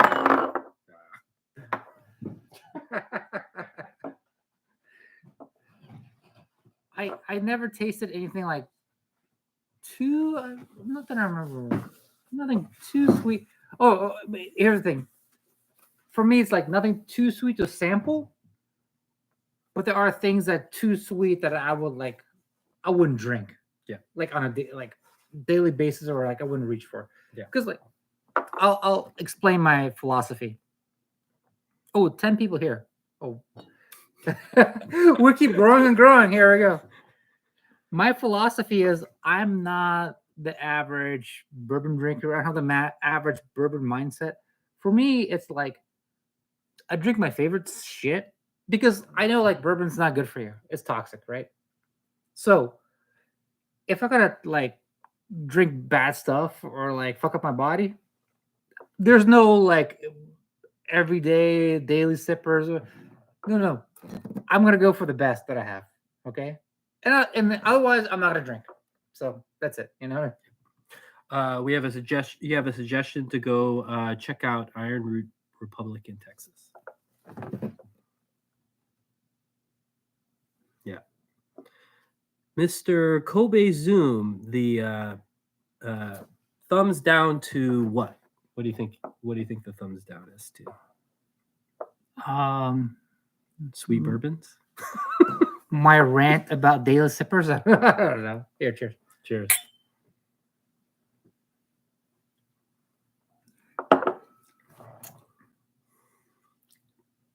Oh damn! I can drink that all day long. So it's just like my single barrel, Yes. except minus the honey. But my single barrel Yeah. is I specifically remember it really vividly because you know what happened is I did a review and I was self-conscious about the way I reviewed it. So I did like 3 or 4 different like takes on it, right? Yeah. So I got pretty wasted just doing the review of like my Garrison Brothers. And all I can remember is like leather and raisins. And this is like leather and raisins plus honey. Honey, yeah. So I definitely don't regret getting this bottle. It's probably the sweetest whiskey I have. I'm trying to think. It's better than Wild Turkey Honey, which I do have, but is Wild Turkey Honey sweeter? We gotta try the Crown Royal Blackberry. All right. Do you guys want to see Crown Royal Blackberry? Okay, but before we get to that, what I will say about the Ladybird is on paper, you would think that this would be my favorite whiskey because it is spicy and it is damn sweet. And I love honey. In fact, I went through a period where I was just eating honey just by the spoonful as a snack. However, what I will say is that the finish has, a lot of people say like, oh, this finish has a honey finish, or it's honey sweet. This finish is literally honey. You can taste the honey. And as much as I like honey, I have to say I like sweet bourbon finishes, whether it's, berry finish, it's oak finish. I actually like that better than the taste of honey itself. So, I will continue to drink this. I really like it. Okay. I probably won't. I wouldn't back it up and buy another bottle, but it was maybe a learning experience that I can, even though I'm a person that says nothing can be too sweet, I do like bourbon sweet oak finishes. I enjoy it more than actually tasting honey as the finish. So take it as buyer beware if you're thinking of getting the Ladybird. But okay. If you have someone who is an utter sweet tooth and is always complaining that whiskey is too bitter, this is the perfect candidate to try. Yeah. Unfortunately, my wife, who has a way more sensitive palate than both of us, Yes, I would agree with that. and way more articulate, verbose with her palate. She's not as gifted as she is. She's not with us anymore as far as she's with us in real life, but she's not with us as drinking bourbon anymore. She's taking breaks, not drinking alcohol, and that makes me sad, a little bit. What's this? Take on Smoke Eye Hill Barrel Proof. Seems to be getting a lot of buzz. My bottle arrives tomorrow and can't wait to try. Music likes. I think I've heard of that name in the sphere. I have not seen one on. You see, she passed away. Yeah, she passed away as far as like bourbon tasting. Yeah, you might as well be dead. No, she's right here with us. But this is a crazy thing. She made an ultimatum. The ultimatum is, unless she has $1 million in her bank account, she's not going to drink any alcohol again. Does that include IRAs and retirement, like total net worth? Doesn't matter. No, it's just cash. Oh, wow. Okay. So unfortunately, yeah, she's here. She's present. She's being entertained by us acting a fool. But here's the problem: like, my palate is like not as sensitive. It's like limited. I feel like a dumbass, I'm worse than him. And the fucking Tiger Woods. Oh, the Tony Hawk. A fucking bourbon is here with us. She could smell and taste and like tell me notes. I'm like, when she tells me, like, oh fuck, I should have said that. I taste that now. Yeah. But what happened was, But what if how? But a loophole. Would you be willing? Could you transfer $1 million to her bank account? I cannot. But and then she could. But the loophole is, what if you tasted whiskey but then spit it out? Would that be okay? I've never thought about it. Do the Fred Minnick, just spit everything out. So nothing unhealthy goes into your body, but you can experience all the taste. All okay, well, let's get her a spit bucket. right. We have 6 people here. Sounds like a master blender. I believe it. Yeah. All right. So for the ultimate in non-sophisticated bourbon drinking, we have the Crown Royal Blackberry. That's like almost embarrassing, right? It's almost embarrassing, but wait, how? This is like limit 1. It's Canadian whiskey, which is already like shitted on. Yes. But it's flavored. Yes. On top of that. Exactly. It's probably not even real blackberry. So it's almost at the same level like spit tobacco. Yeah. And if you're interested, a more reasonable flavored whiskey is, I drove 4.5 hours to Traverse City last weekend to their cherry festival so I could get their Traverse City whiskey infused with cherries, barrel proof at 51.6%, 9 years.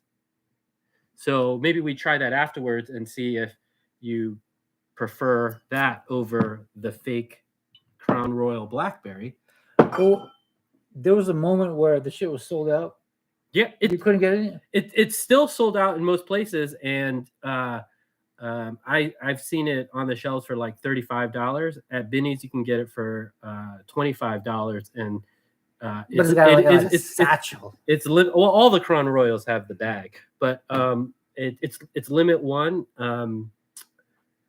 I will, like I said, I'm not a bourbon purist, so I have to say that it is sweet and I do enjoy it. I don't drink it much, but I do have 2 backup bottles of it because I would rather not run out of it.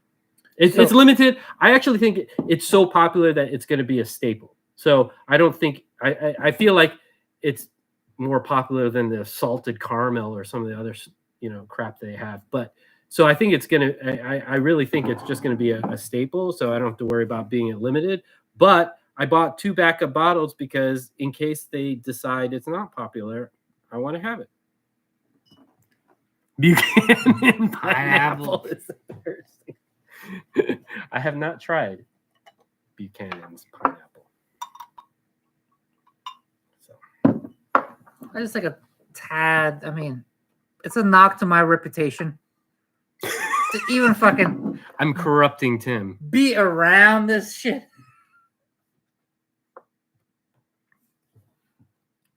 Yeah, this is Blackberry on the nose. Do you know what this takes me back? When I was like a hardcore partier, and we used to do shots. Me and my like drug addled friends used to do just shots of Stoli's, whatever Stoli flavored vodka, you know. Yeah. And the bartenders looked at us and were like, "Go fuck yourself."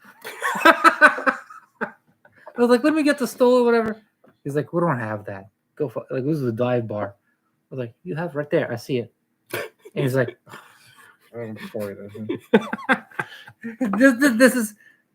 This is how I feel. Definitely, it smells artificial. Nothing respectable about this, but okay.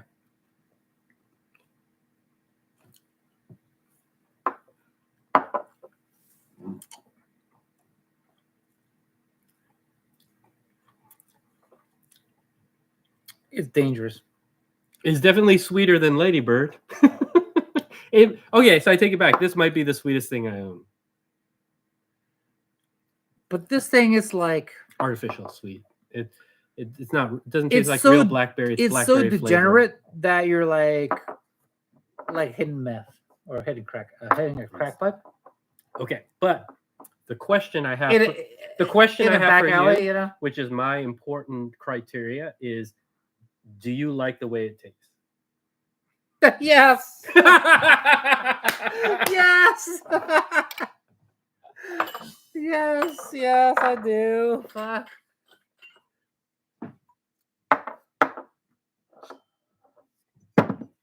Okay. So this is the Traverse City whiskey. At the same time, I don't like cocaine, but I like the way it smells. You know? You in there? I Couldn't tell you. It's the same type of vibe. You know what I mean? Oh, this beer is crazy too. Yeah, why don't you show them what you're drinking? Goose Island, which is Chicago. Yeah. Is that the Bananas Foster? Yeah, it's Bananas Foster. Yeah. It's the bourbon barrel aged beer.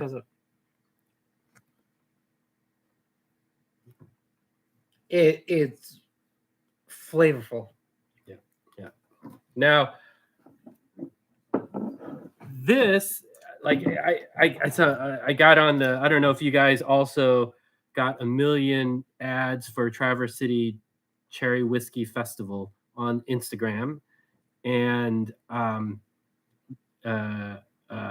knew instantly that I would like it. I've had the Traverse City Cherry Whiskey before, and I liked it. And then to have it barrel proof, I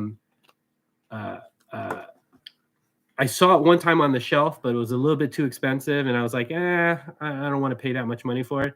And then they were advertising 9 years, and I was like, okay, I would pay $100 for it, and it could actually reasonably be the best thing I've ever had, right? Because that's definitely my palate. And so I literally drove 4.5 hours just to get this bottle, and I literally drove to Traverse City, picked up this bottle. There was like a whole festival thing. I didn't do any of it. I was like, it was really hot that day. I was like, got back in my car, picked up a pie from Traverse City because that is what they're famous for, and I just drove 4.5 hours home. So 9-hour round trip just for this. Just for this? Yeah. Okay. Yeah. I already tasted it. Okay. What's your? I think I'm already tasted it. Okay. Well, tell them what you think. Okay. I hope I don't hurt your feelings if this is like You a won't hurt my 4 feelings. Okay. Tastes like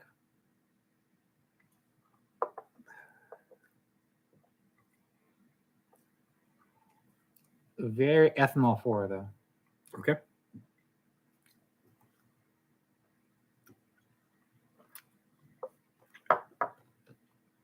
Okay. The taste is way better than the nose.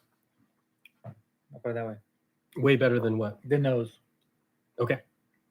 Yes, I would agree with that. So I have a single barrel pick of the Traverse City whiskey. I have both their rye and their bourbon, and it's source whiskey. I haven't looked up where it's from, but I have a feeling that it's aged in Michigan because it was a 7-year single barrel bourbon, and it still tasted young. And so I think they're doing great things at Traverse City, and I definitely like this cherry whiskey. But I will say that even at the 9-year, the right when you hit the palate, right when you get that initial taste, just for a brief second, it's not a smooth. There's a sharp edge in there. It's not a smooth aged whiskey with the cherry, but it's only for a brief second, and then the cherry comes in and it's nice and sweet finish, and I love that sweet finish.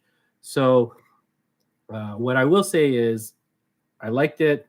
I paid $90 for it, I think. I think I'm going to go back there every year. Every time they have the Traverse City, maybe next year it'll be a 10-year barrel age.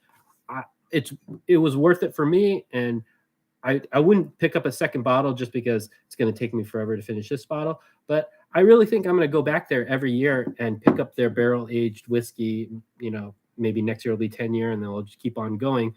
But I will say that because I think it's aged in Michigan, which does not get as hot as Kentucky, Indiana, that it's aging slower. And so don't expect a 9-year aged whiskey finished or with cherry infusement. To me, if it was like a Kentucky bourbon, it's more like a 5-year Kentucky bourbon. Now I could be wrong. Maybe they aged it in Kentucky. Maybe it's an MGP. Maybe they aged it in Indiana, but it's not perfect. Let's put it that way. It's flavorful. Yeah. So I'm just gonna call out. We're at a 2-hour mark. I think we should do 3 hours. Let's do one more fucking hour. Really? We Birthday, are you okay with that? With what? We gotta do one more hour. Is it a 3-hour live stream and then that's it? She's okay. Are you okay with that? Maybe I should eat something. No? Yeah, I'll eat something. Yeah. I'll eat on the live stream. I don't Yeah, care. well, yeah, You don't care if I actually- eat, right? You guys. There's four That is people, a, four that is- people that is here. a very good suggestion. How was the sushi, by the way? That's pretty good. Yeah, I left a lot. You guys? Oh, you didn't try any of this? No, it was a lot. I tried this and then I finished this one. This was scallops. All right. I really want to do a 3-hour live stream. So we're 1 hour away from 3 hours. Are you guys Port Ilios fans? What does that mean? Are you guys live every Sunday? No. We never go live. This is like, I think I went live a couple times before, maximum. Oh, you didn't try the tomato? egg in there. I mean, it's, Totally try that.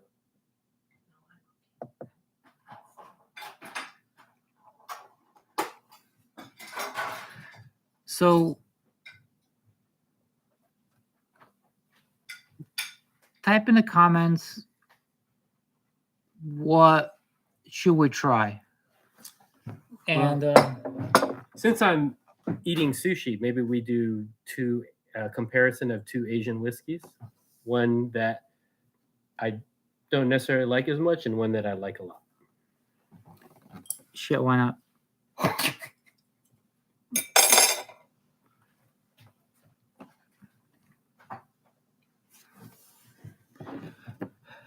I'm not like a regular live streamer, you know, because one of the first times, a couple times I live streamed, and I was like just drinking stuff at my house. I was just blown away there, like, oh shit, there's people watching, you know, and I was like, wow, that's cool. That's cool. The internet like does that, or like at the same time, I watch live streams, or as it happens to be that when I work on the computer, and like I'm like visual with my eyes, but at the same time that like I could,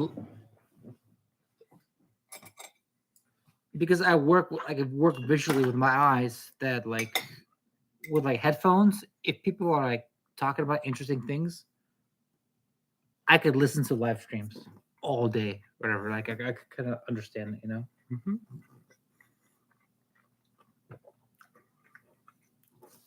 So Thank you. thank you. I'm not a YouTuber. I've thought about starting a YouTube channel, but just seems like a lot of work. So I appreciate you coming here and having a live stream here. Well, you should get this guy to start YouTubing.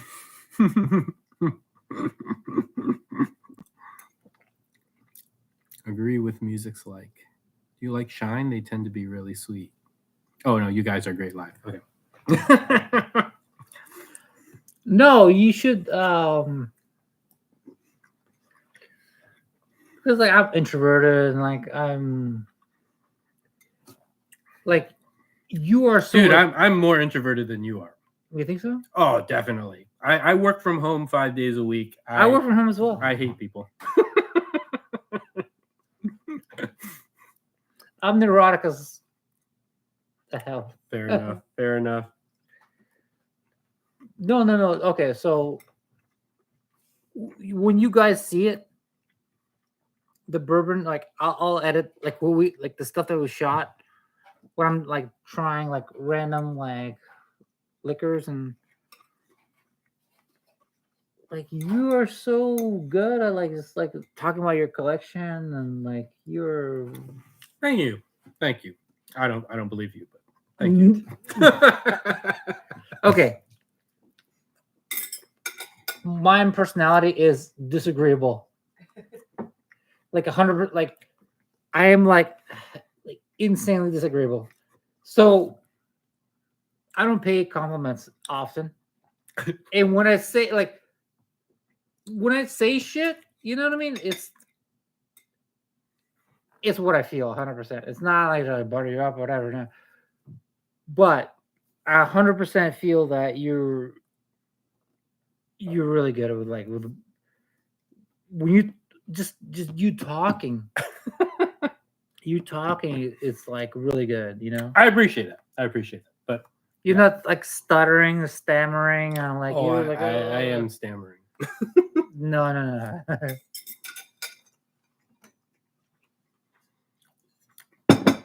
Okay.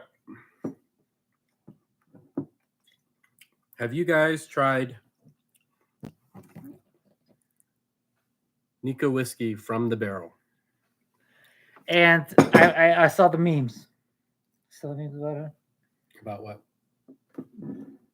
Well, it says Nika whiskey from something else. No. Are you talking about like kind of news reports that they're The trying? N word from the hood. No.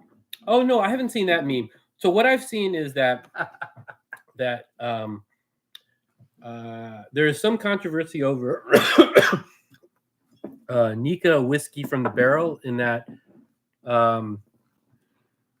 like they're trying to like how right now in the US they're trying to codify what is considered American single malt. They want standards. They want to kind of nail down and they're working on that. Well, I think the same thing has happened for Japan whiskey and they want to really codify what can be called Japan whiskey or not because Japanese whiskey is like Canadian whiskey. It's just a wild, wild west. You can do anything you want. And so I think there is some controversy that Nika may or may not be like 100% Japanese whiskey. Or I actually can't remember all the details, but still, everyone that I talked to really respected Nika whiskey from the barrel. It's one of the few barrel proof Asian whiskeys, and so when I went to look for what I wanted to add to my collection, what I wanted to try, I was like, let's do Nika whiskey from the barrel. Now, what I will say, and I'm interested in what Tim's opinion is that this is very malty, and I do not like malt. So, like I said, what I'm gonna do is I'm gonna give you an example of something that a lot of people really like, and I have no problems with people liking it. And to me, the maltiness of this is what I don't like. And then I have an example next of an Asian whiskey that I actually really do like, that has absolutely no maltiness.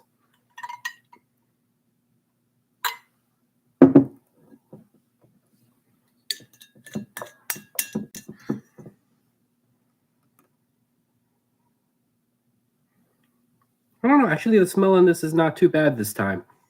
Maybe it's just because I'm definitely drinking more than I usually drink, and so I don't know. Maybe my palate is completely trashed by now. But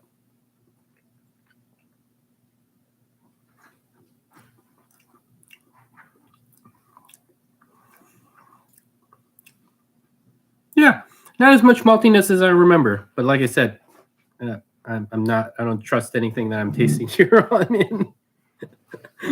What do you think? Did you try it? You tried Yes, it? Yeah. yes. So, what's your opinion of Nika whiskey from the barrel? Maybe it's not cask strength, but it's 51.4%. One of the higher, like Hibiki, but like higher proof, Mhm. like a stronger Hibiki.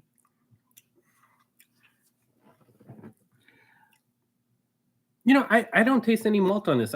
For some reason I just remember it being really malty, which is why I chose it. But I don't know. Maybe my palate is completely trash. Yeah. So moving on to, and you'll see a theme on this, right?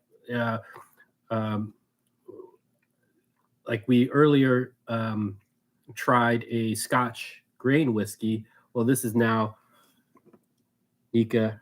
Oh, I keep seeing that everywhere. Like whiskey. everywhere I go. Yeah. So this is not malt whiskey. This is column still whiskey. And as I remember, there is no malt to this. And it's... I can have... Dude, come on, man.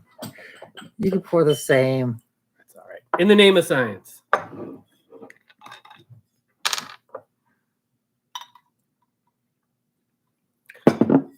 Now, what I will say is it sweet? No. Why is it my favorite? Just because it doesn't have anything offensive that I don't like.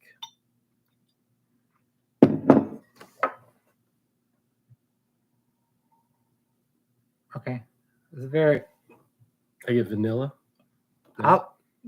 Like alcohol forward. Yeah, definitely. Yeah. You smell ethanol. Yeah. Big time. That's all I can smell. Actually, I think like once you nose it too much, you. Yeah. Oh, very mild. Yes. Nose is horrible. Ethanol, pure ethanol, Okay. but the taste is very soft. Yeah. Yeah. No malt, right? Yeah, Like you no. wouldn't say that this is a Scotch or it's like a barley type, malted barley type distillate. Okay. This is like I can't believe it's like a dream come true. Let's say if you were to go into like what beanies, you're like, hey, let me just try everything at your store.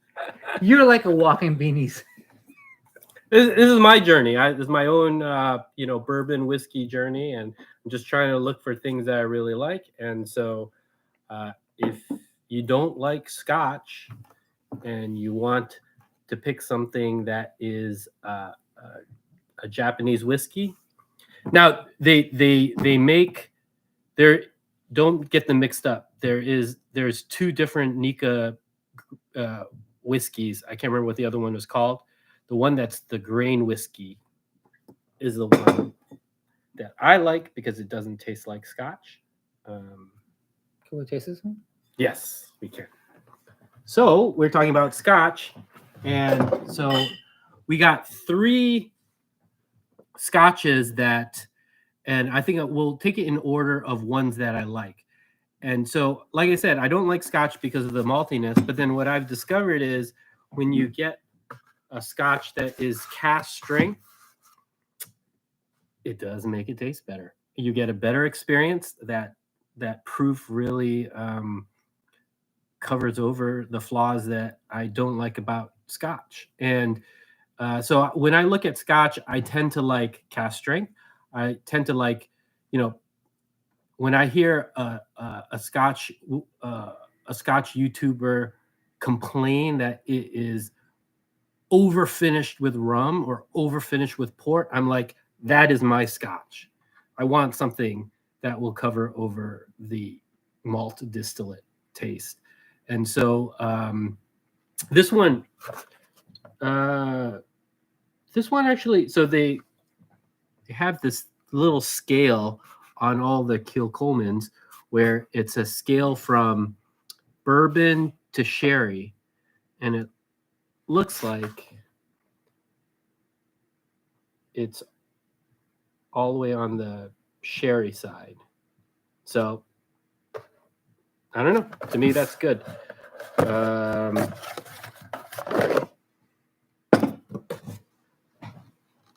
think a lot of whiskey YouTubers really like Kilcolman because I think it's one of those like grain to glass type deals. And for me, what's important is it's cask strength at 58.3%. Okay. Non-chill filtered, natural color. Is that a fresh glass? Yeah, we should get different glasses for Scotch. Even I would get a different glass. Okay. I'm okay with this having just one Glencairn. I know. In the name of science.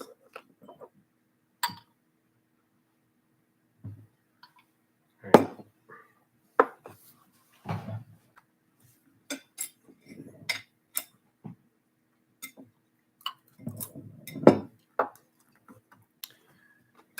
All right, here we go. It's very lightly colored. Scotch just ages slower. It's a colder climate, and Oh, okay. Lagavulin 16 vibes coming. oh, interesting.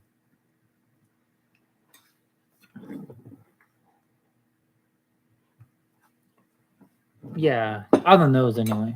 Yeah.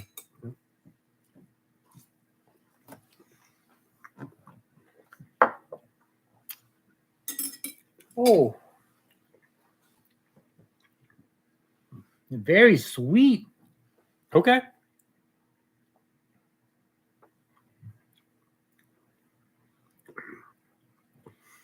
Sweetness.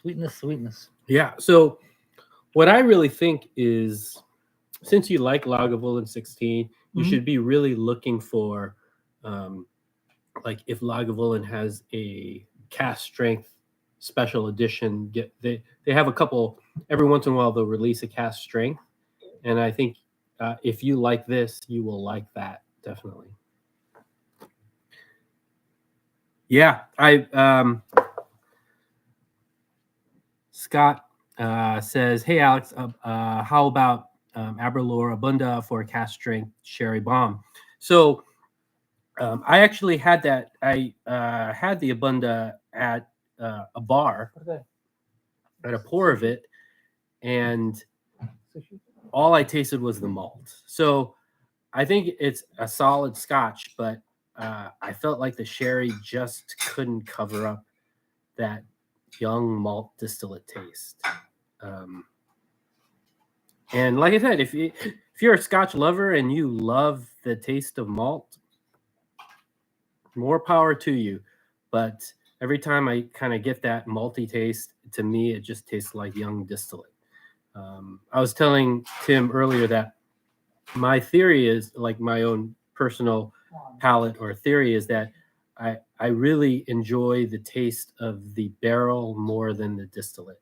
And that's why I like bourbon, because it's column still, distillate that gets most of its taste from the barrel. And Scotch, I think they take a different philosophy.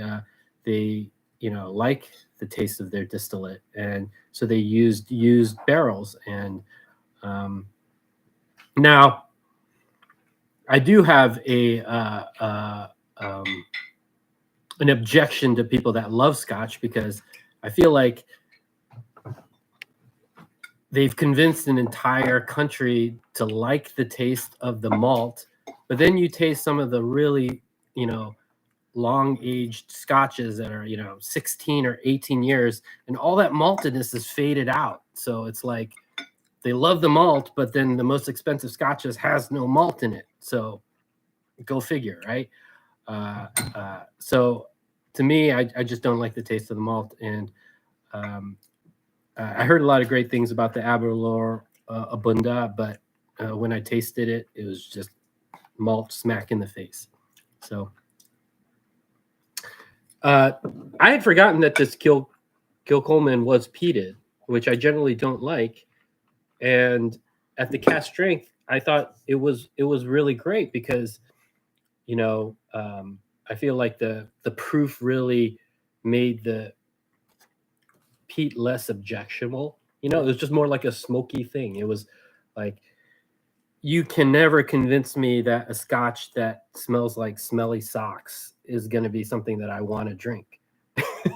But I will take smoke. I just don't like that, I guess, sulfurness of the peat. And I feel like this. Peat is not sulfur. Peat is like natural, like ground, earth, Yeah. soil. Yeah. No, I agree, but there is a funk about the peat, right? Oh yeah, yeah. Right. I like smoke. I just went on a camping trip yesterday. I'll sit in front of a fire, and I have no problems with smoke, but I just don't like the funkiness of peat. Scott says, okay, how about a little Irish Redbreast 12 cast strength then? Still too many? I do not have the Redbreast 12 cast strength, but if you want to move to Irish, should we do the? You already had a little taste of it, but do you want to do a retaste of the? Yeah. Blue Spot cast strength. So I completely agree with you in the sense that, I'm not as impressed with, or I'm not saying I'm agreeing with you, but I'm just saying I'm not impressed with Irish whiskey, because it tends to be low proof. So now what I've done is I've tried to concentrate, like look for Irish whiskeys that are cask strength. And one of them is Blue Spot 7. And so my feeling on Irish whiskey in general is that something about maybe I don't know if it's the barley or if it's the triple distillation, but like I enjoy Irish whiskey, the cask strength Irish whiskeys, but something about either the distillate or the distillation process just makes the finish not as enjoyable. And maybe, what it is maybe bourbon in new charred oak, that char creates a slight bitterness, and then you have the sweetness of the bourbon that creates this enjoyable long finish. And with Irish whiskey, you don't have that. I mean, I'm not sure is there a Irish whiskey in new char oak? I'm not sure. I'd be interested to try it, or an aged Irish whiskey in new char oak. But the way that Irish whiskey is produced, I just feel like there is that the taste of Irish whiskey is on the finish, and it's just not as enjoyable, right? You want to do a Blue Spot tasting? Yes. We have to give what people want. We can't shy away from it. You know?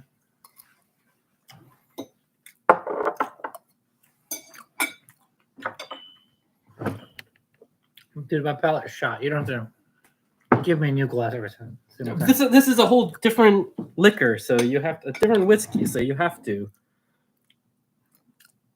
You treat me like royalty, like Fred Minnick here, man.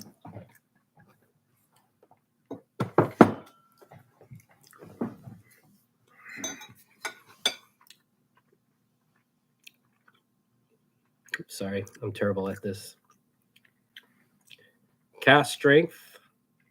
Blue Spot. Blue Spot. It's 59.1% alcohol.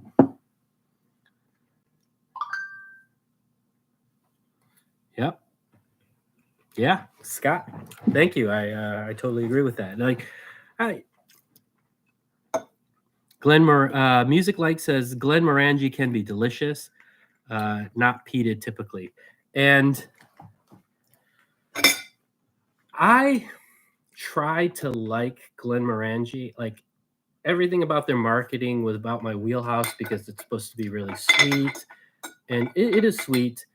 And I did the Glenmorangie set, right? It's like these little, 100 milliliter bottles or 50 milliliter bottles of the 10, the 12, the 14, and all I tasted was malt. And then on top of that, like I remember for the longest time I was chasing the Glenmorangie A Taste of Cake, because trust me, I like cake. I will eat cake any day of the week. I looked for it forever, could never find it. I never really ordered things on secondary, but I was really looking out for that particular Glenmorangie. And then finally, I was at a bar that had it as a pour, and I was like, oh, this is my one chance to see if I really like A Taste of Cake, right? That is the most wonderful name for a Scotch that I could possibly imagine. And I tried it, and all I got was malt. It's just a big fat malt whiskey. And I feel like people that describe Scotch, it's like they have so many tastes, and what they don't tell you is like it's 85% malt smacking you in the face. So every time you hear a whiskey tuber describe Scotch, I feel like they're describing the 15% of the taste that they're getting from the Scotch, and they're ignoring the 85% malt that's just smacking you in the face. That's just my palate. That's my hot take on All right. Scotch. But we're not talking about Scotch. We are talking about Irish whiskey Blue Spot 7. This, ironically, this might be the most expensive whiskey I've ever bought. This was $250. $250. I hadn't seen, like, I feel like from when I started bourbon hunting 2 years ago, like all I saw was green spot. And then just in the last year, all of a sudden red spot's coming out, blue spot. And as soon as I saw that blue spot was cast strength, I was like, I'm willing to spend that $200 because this might be the most incredible Irish whiskey I've ever had, right? Is it? Because you don't no. But there was a You should have said like we will taste it. We'll jump to the conclusion. There was a reasonable chance that it could have been the best thing I've ever tasted, Okay. and I hadn't seen one ever. It was just like one of those things where I heard that blue spot kind of existed, and I never saw it on the shelves, and then all of a sudden it popped at Binny's, and it was just a spur of the moment. I'm like, I'm buying that, right? Because, and I have to say, it's probably one of my favorite Irish whiskeys, just on the fact that it might be my favorite Irish whiskey. You know what? The next one we're gonna try is another Irish whiskey, and I'm interested to know if you think this is better. They're good. They're both high proof. So Yeah.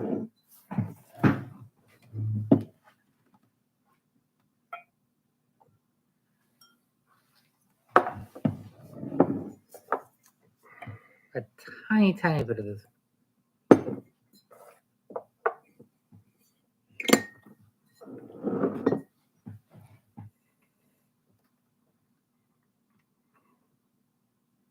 We're dropping down to 2 viewers. It keeps going. It was down. good while it lasted. Yeah. At the peak, we're like 9 viewers. 10. We got up to 10. Oh, okay. Would you say that Irish whiskey definitely has a less interesting nose than bourbon? Like, have you even ever had an Irish whiskey that had a nose that was even in the range of,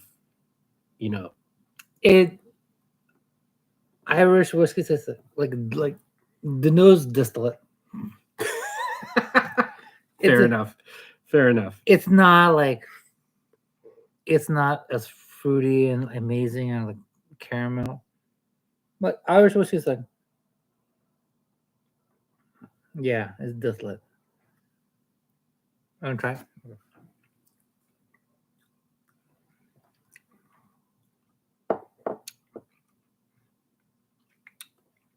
So this is my opinion on it. Is We're getting down to 1 viewer. the one Scott's still hanging in there? Maybe you could explain a bit what malt tastes like for you, as it varies for folks, and the definition is vague. For me, it's an earthy undertone that comes across like, oh, we're not even plugged in. Hold on. Are we plugged in? Oh yeah, perfect. Yeah, for me, it's an earthy undertone that comes across like something leaves in the fall. Yeah. That. Oh, why is it not? Hold on a sec. Technical difficulties.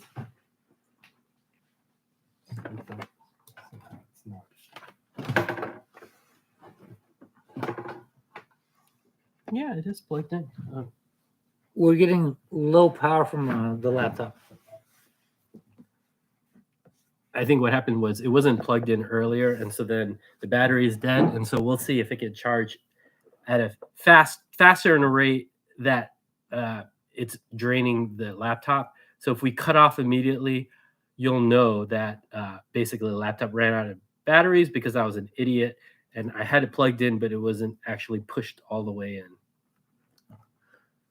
So, okay. So on the malt, that is a great question, because even sometimes I can't tell what I don't like about, like I don't even have in my mind what the malt tastes like. And sometimes maybe I make the mistake of anything that in a Scotch that tastes distasteful, I just say, okay, that must be the malt.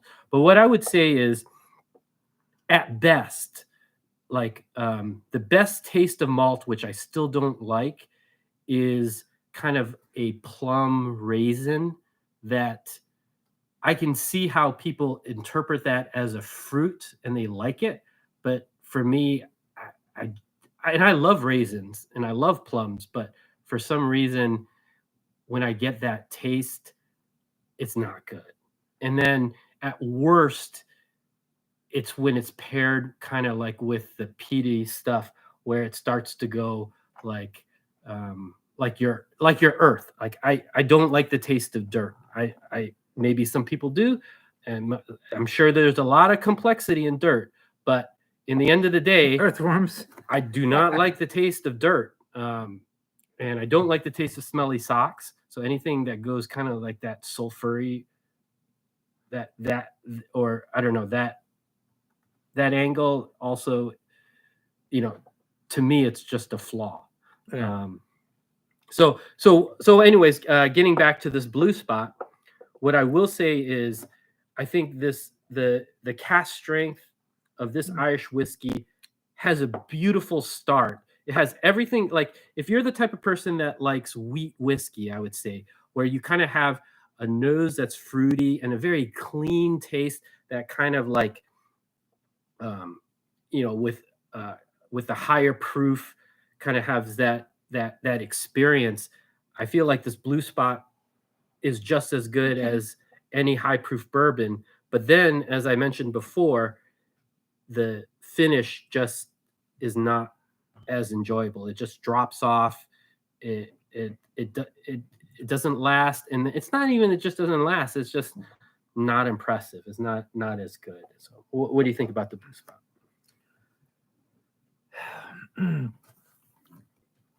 The blue spot is very like bourbon fan friendly. Yes. Yes. If you love bourbon and you want to get an Irish whiskey, I would say go for the blue spot. Yeah. But do you agree with me? The finish is nothing to really write home about. It's alcoholic. It's hot. It's spicy. Yeah. Yeah. So we have 3 people watching. Oh, down 2. Okay. All right. Are you not want to try another Irish whiskey? Oh, fuck it. Yeah, let's do it. The Wild Rover, down to 1 and 0. High and Wicked. Just But yeah, will people be able to watch it on live stream later? Should we continue or should we just cut it off? No, this is recorded forever. Yeah. Okay. So then let's do this and see if by the end of this tasting there's nobody else on there, then we can cut it. Did we make our 3 hours though? And we got to be at least 3 hours, right? No, we have 2:32. Oh my gosh! I don't think I can drink from another half hour. No, you don't have to. Just give me the stags, the fucking whatever. Do you want to go straight to the stag? No. Yeah. Let's do this one and then. Yeah. Okay. Okay. So this is the Wild Rover the High and Wicked the Wild Rover. It is an Irish whiskey finished in PX sherry casks, and it is 58.7% alcohol. So I think since this was such a mild taste, I think we can use the same glass just because. Yeah, well, thank you. Thank you. Can we just use the same blend, Aaron's? Gonna be a real person. I actually haven't had this in a while, so I really don't know. Could you read the comments? I can. My vision is blurry right now. I have a green spot Barton cask, but haven't opened it. Interesting. So I have a green spot, and then I have a green spot Chateau Montelena, like in white wine cask. I have never heard of a Barton cask. So Scott, is that a green spot in a bourbon Barton cask? That's very interesting. I think if I saw that on the shelf for $100 or less, I would probably pick it up. Yeah. I would say that the 2 green spots that I had was less impressive just because they were low proof. Like I said, the blue spot being cast strength really helped it. Oh, that's a pricey one. You're talking about the Scott's. You're talking about the High and Wicked. Yes. So this Irish whiskey was MSRP $150 at Binny's, and it just sat on the shelf. Nobody bought it. And I found one Binny's that marked it down 50% to $75. And at $75, I was willing to try a 58.7% Irish whiskey finished in a PX sherry cask. Sounds wonderful to me.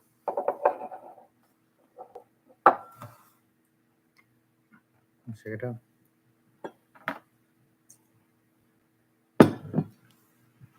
Both Irish whiskeys were very light on the nose, not impressive on the nose. Like you said, you said it was just ethanol completely. I didn't get really the Which one? No, this is not. No, this tastes good. This smells good. It Okay. smells good. Okay.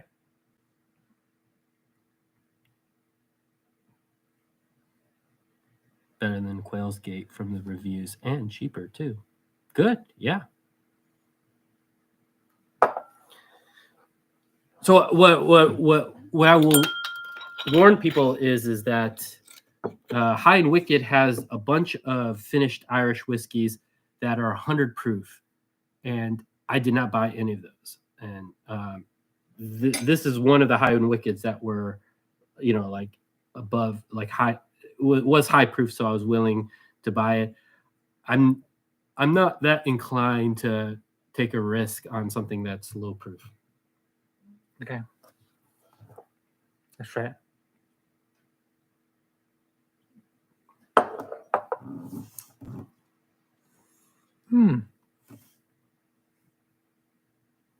Very spicy. Yeah, it's hotter. It is lower proof than the Blue Spot, but it is much spicier and much hotter. I feel like almost like a rice spice. I don't quite get the rye spice because to me, like whenever I have a rye spice, it seems dark, and this seems very bright. And I enjoy it. I actually like this a lot. I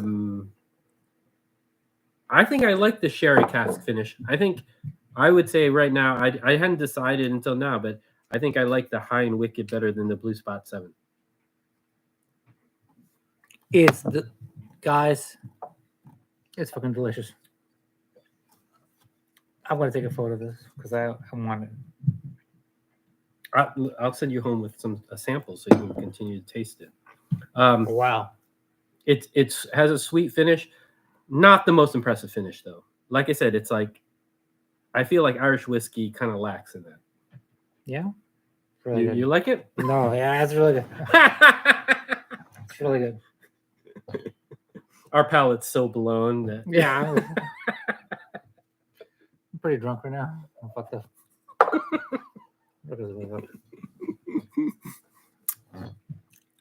Yeah. We're dropping down to two viewers. That's okay. That's okay. Our highest was 10.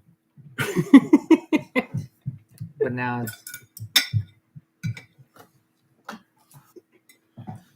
Oh, okay. The two precious viewers that we have. What you would drink? Because this guy has everything. Should we? I don't have everything. Should we drink a stag? Right? Because we're at your mercy. I think I only have 2 stags, 23A and 23B, and I think you should try them blind so you can definitively know whether you like 23A or 23B. How's that? Okay. I mean, that will require new Glencairns.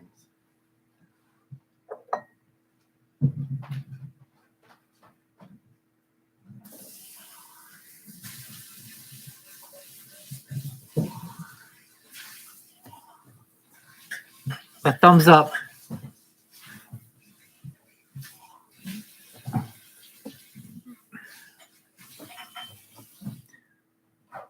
That shows you're good blending job. HW doing. What's your thoughts on Dickel bourbon releases and jungle? So it's funny that you mentioned Dickel, because we were talking about Dickel in general. So everyone on YouTube has been talking about the Dickel having the minerality taste, and I had no idea what that meant. Like, I was just very curious. But everyone also shit upon Dickel, so I didn't want to spend much money on it. So my goal for several months was to find a Dickel bottled and bond for $40. That was as much as I was willing to risk. And I searched everywhere and I turned down many times. And finally, when we went down to Louisville, at a Total Wine, I found a Dickel Blue Label bottled and bond. It was a 13-year for $40. And I was like, buy. For no other reason than I want to know what people are talking about.